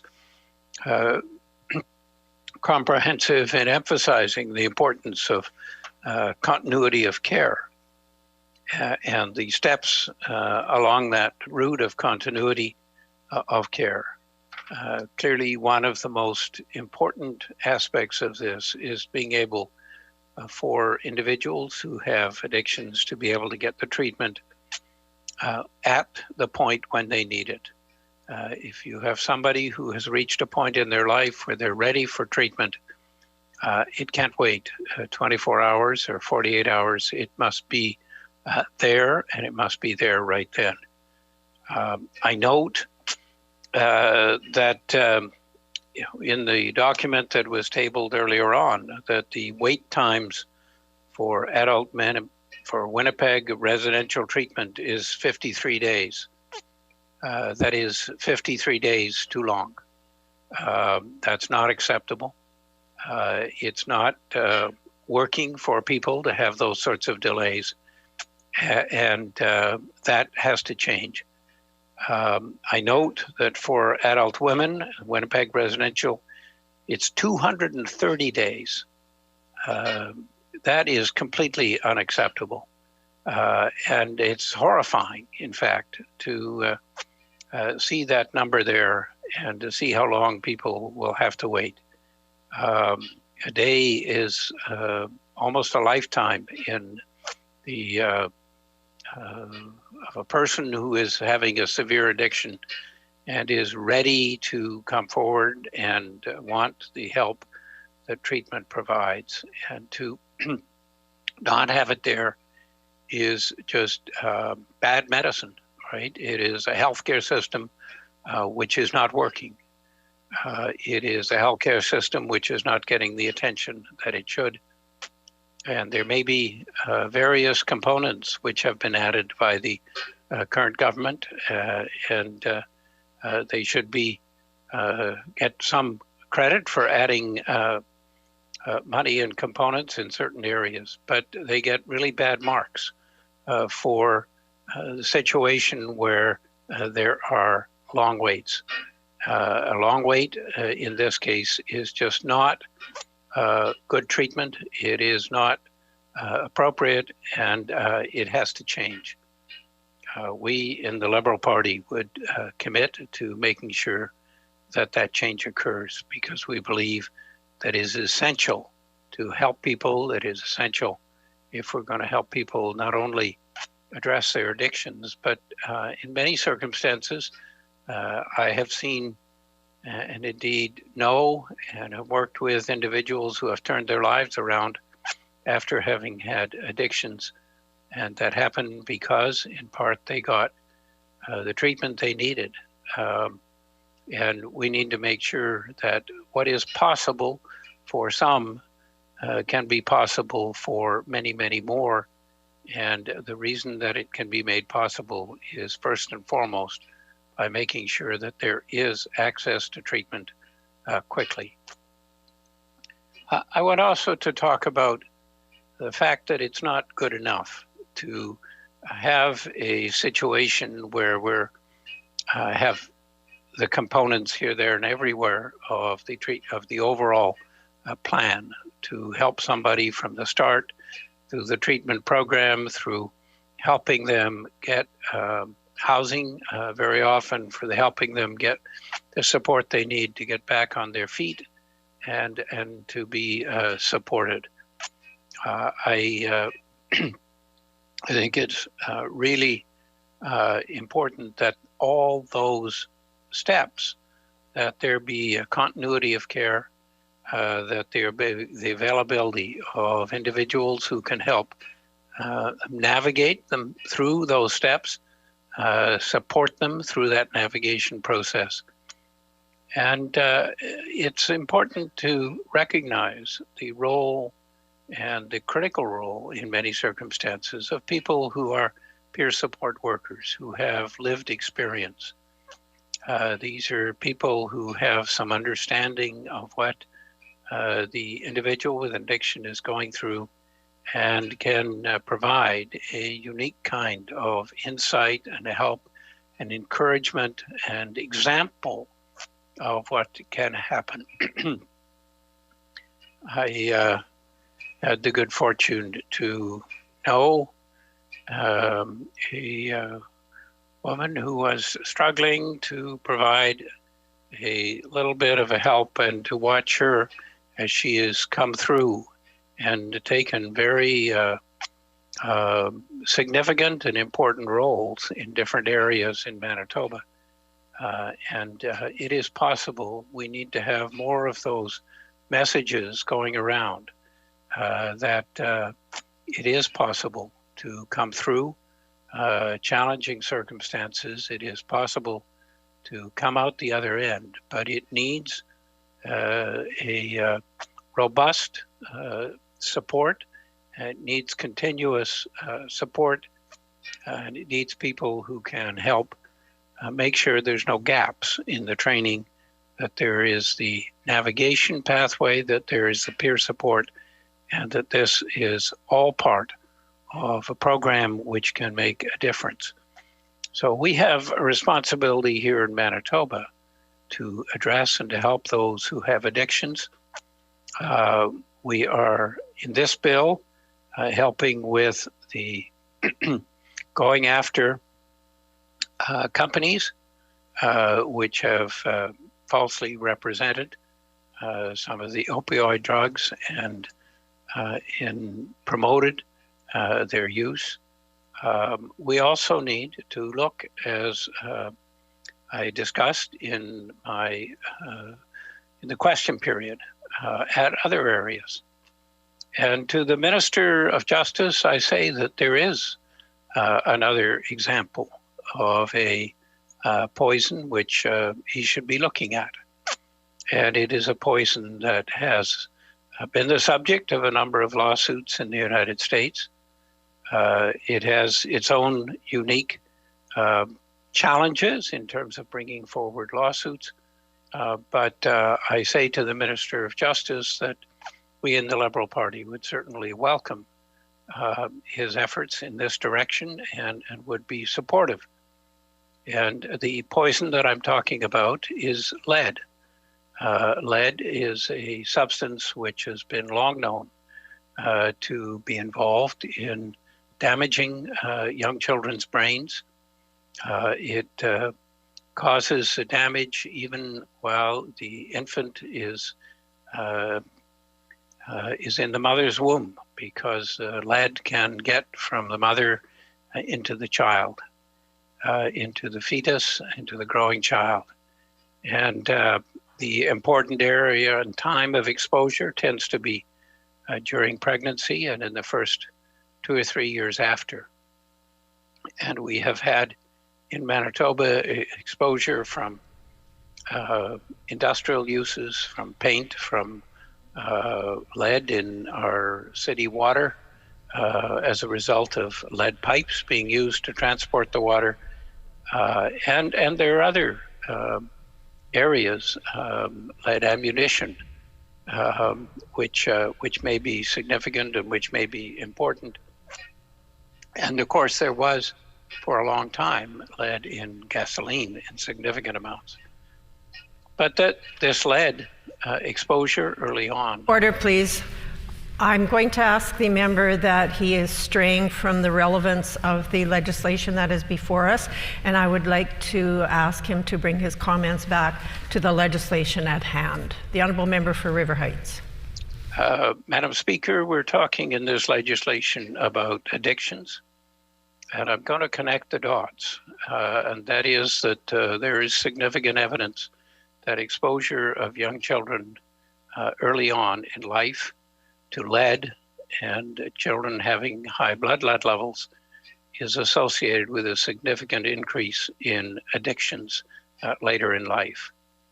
And this appears to be one of the significant consequences of lead. And here we are talking about addictions. Lead is associated with brain damage, with mental learning disabilities, behavioral problems, dropping out of school, addictions, mental illness, and indeed crime. So I won't pursue this further except to say and to tell the Minister of Justice that this is another area that he should look at, and he asked for my advice on this during question period, and so I'm going to share that with him. I think it is important when we're dealing with addictions, and to bring this back, that we have a system where there are no gaps in the proceeding or the continuum of care. And that in this, we still have a long way to go. And I hope that the minister, in pursuing this class action lawsuit, will learn more about addictions and will make an effort to work with his Minister of Health and to provide a much better system in Manitoba for helping and caring and treating people who have addictions in our province. Thank you, Madam Speaker. Merci, Miigwech. The Honourable Member for Wolseley. Thank you, Madam Speaker. I'm grateful to put some words on the record today regarding Bill 9. Manitoba does indeed have a substance use crisis in which far too many lives have been lost. This topic is personal to me. I've worked with people whose substance use caused them or others in their lives harm. And every day I see the impact of substance use in my own community. I literally only have to step outside my constituency office door to witness the struggle on any given day. While this bill allows us to better advocate and seek justice on behalf of Manitobans who've been harmed by opioid manufacturers and wholesalers, it doesn't solve the inaction by this government to address the addictions crises that Manitoba currently faces. While I agree that it's important for governments to be able to hold the manufacturers and wholesalers of opiates to account for the damage they've caused in our province, it's also important that the government works to address the addictions crisis we are in. Despite the irresponsible, profit-driven actions of opiate manufacturers, overdose deaths can be prevented. It is up to us as legislators to do everything we can to protect Manitobans.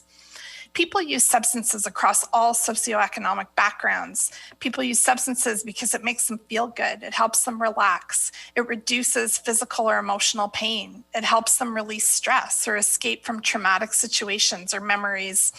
People use substances to be part of a community, a family, a peer group. People use substances when they celebrate and when they grieve.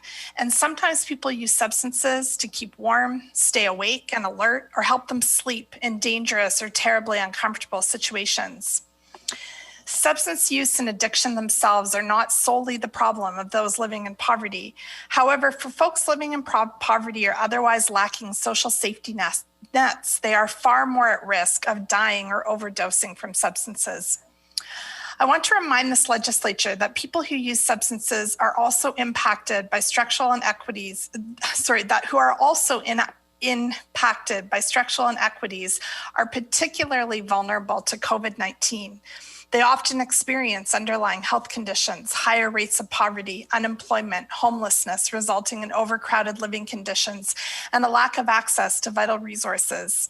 This creates barriers to meeting public health recommendations to practice physical distancing, limit gathering sizes, reduce movement in the community, and practice self-isolation. It puts vulnerable, poor, or homeless people who use substances at greater risk of infection and increases their likelihood of requiring hospitalization and critical care. And that's why we're so committed to an aggressive anti-poverty strategy, including several measures to reduce the rate of addiction and address the root causes. We need to implement a living wage for all Manitobans and address systemic barriers to employment. We need to reverse the Pallister government's healthcare cuts, support supervised consumption sites, and increase the supply and accessibility of naloxone in the province. Unfortunately, the government doesn't seem to feel the same way. They've continued to delay acting on their own Virgo report and have instead insisted on doing another review of their review.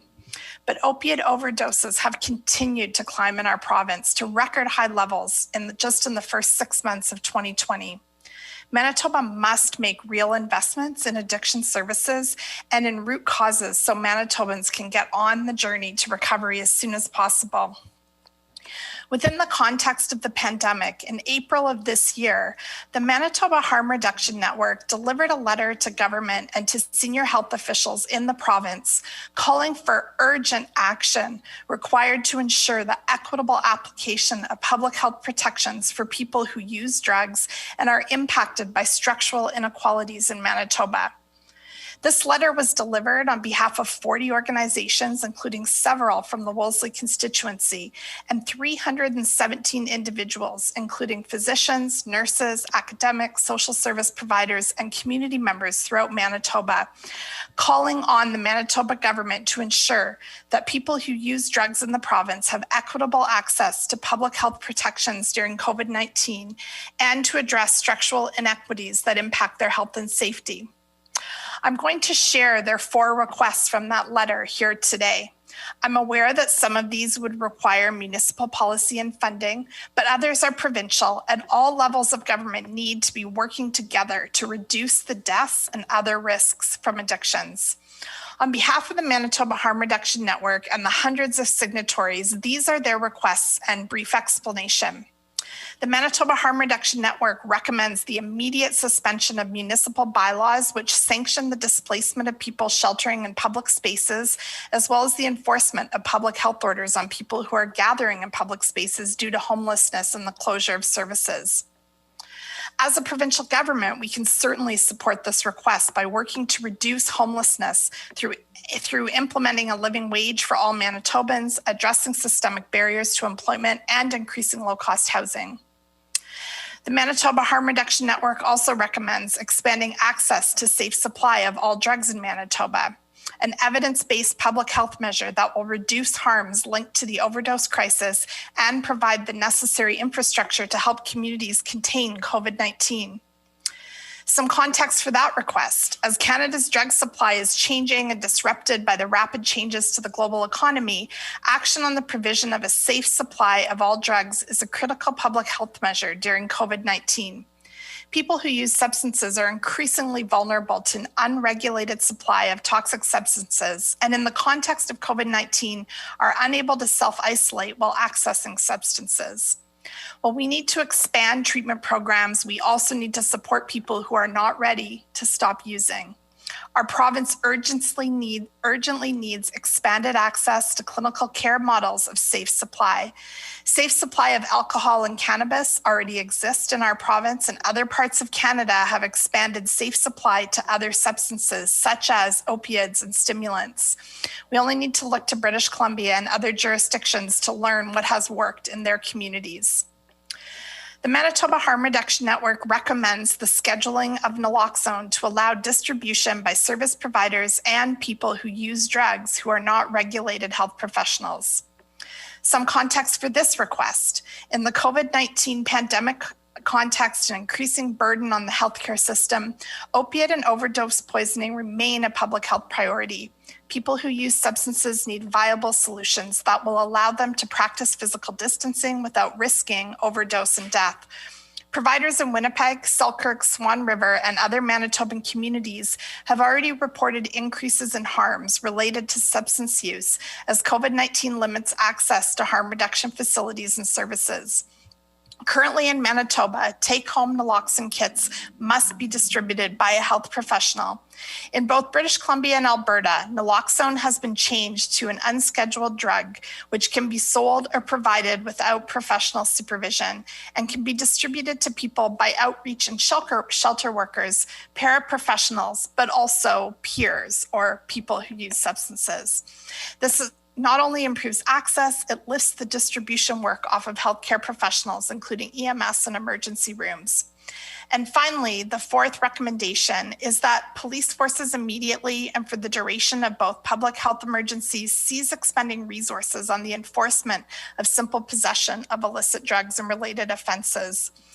Again, for context, criminalizing people for accessing the drugs they need to feel well creates fear and stigma and forces people to engage in behaviors that compound their risk and others' risks of contracting COVID-19.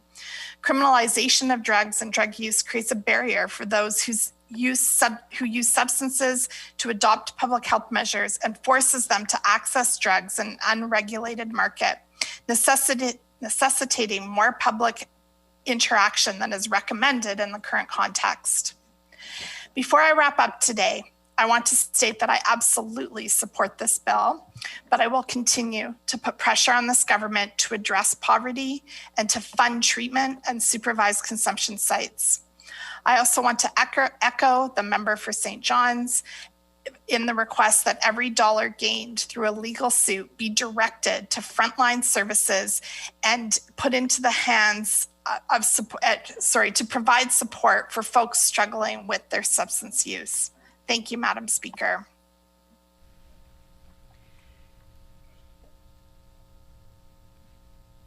The Honourable Member for the Maples. Thank you, Madam Speaker. I'd like to put a few words on the record regarding Bill 9, the Opioid Damage and Healthcare Cost Recovery Act. Madam Speaker, I just was reading the news a few seconds ago. I see there's more people are dying with opioid crisis in BC than with COVID-19. In 2015, Madam Speaker, 58.9% of the people who were hospitalized were the lowest income people. This indicates that addiction is often a symptom of poverty.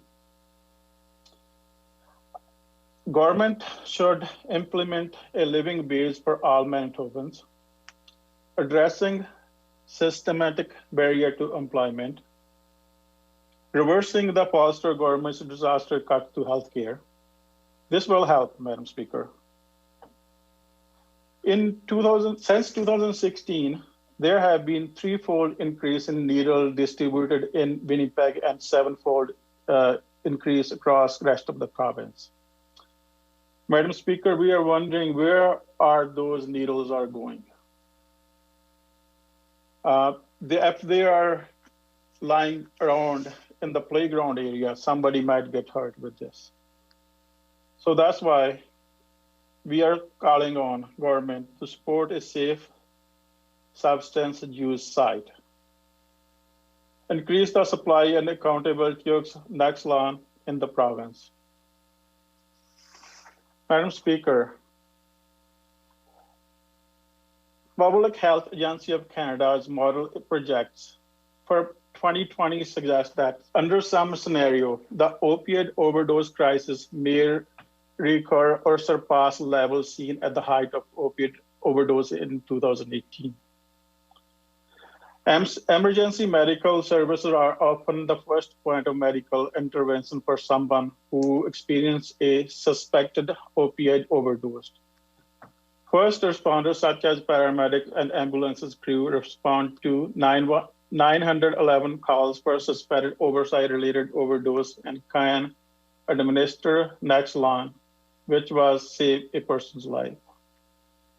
Between January and September 2019, there were more than 17,000 emergency medical services response to suspected opioid-related overdose, based on available data from 9 provinces and territories.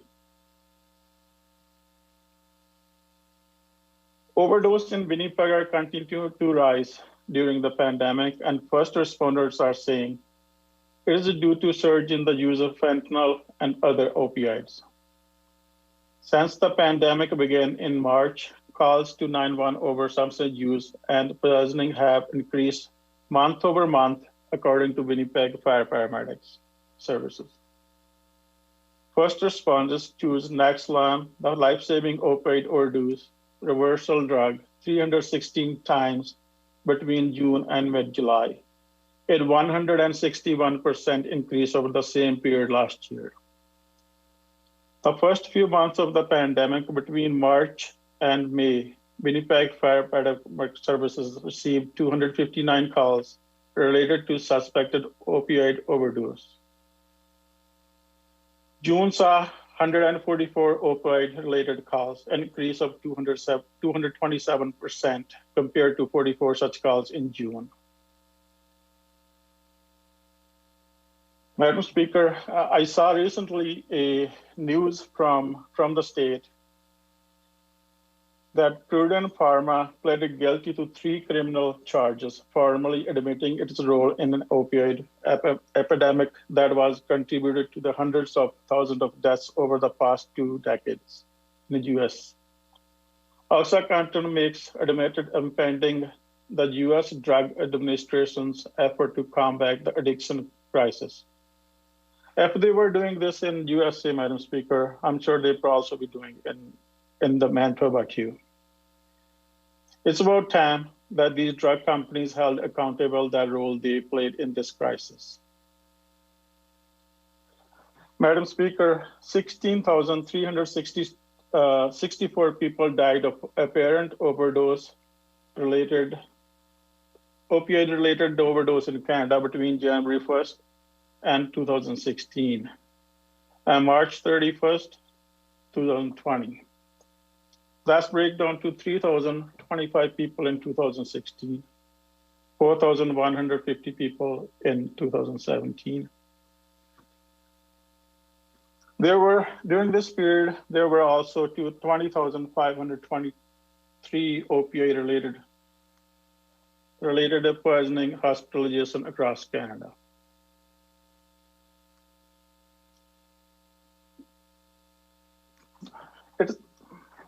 With this, Madam Speaker, I conclude my comment. I think I will be supporting this bill, and this is a good bill.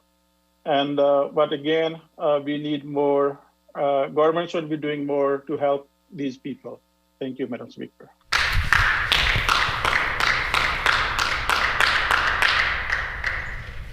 Is the House ready for the question? The question before the House is second reading of Bill number 9, the Opioid Damages and Healthcare Costs Recovery Act. Is it the pleasure of the House to adopt the motion? Agreed? Agreed and so ordered. I declare the motion carried. The Honourable Acting Government House Leader. Madam Speaker, would you canvass the House to see if it's the will to call at 5 p.m.? Is it the will of the House to call at 5 p.m.? Agreed and so ordered. The hour being 5 p.m. This House is adjourned and stands adjourned until 10 a.m. tomorrow.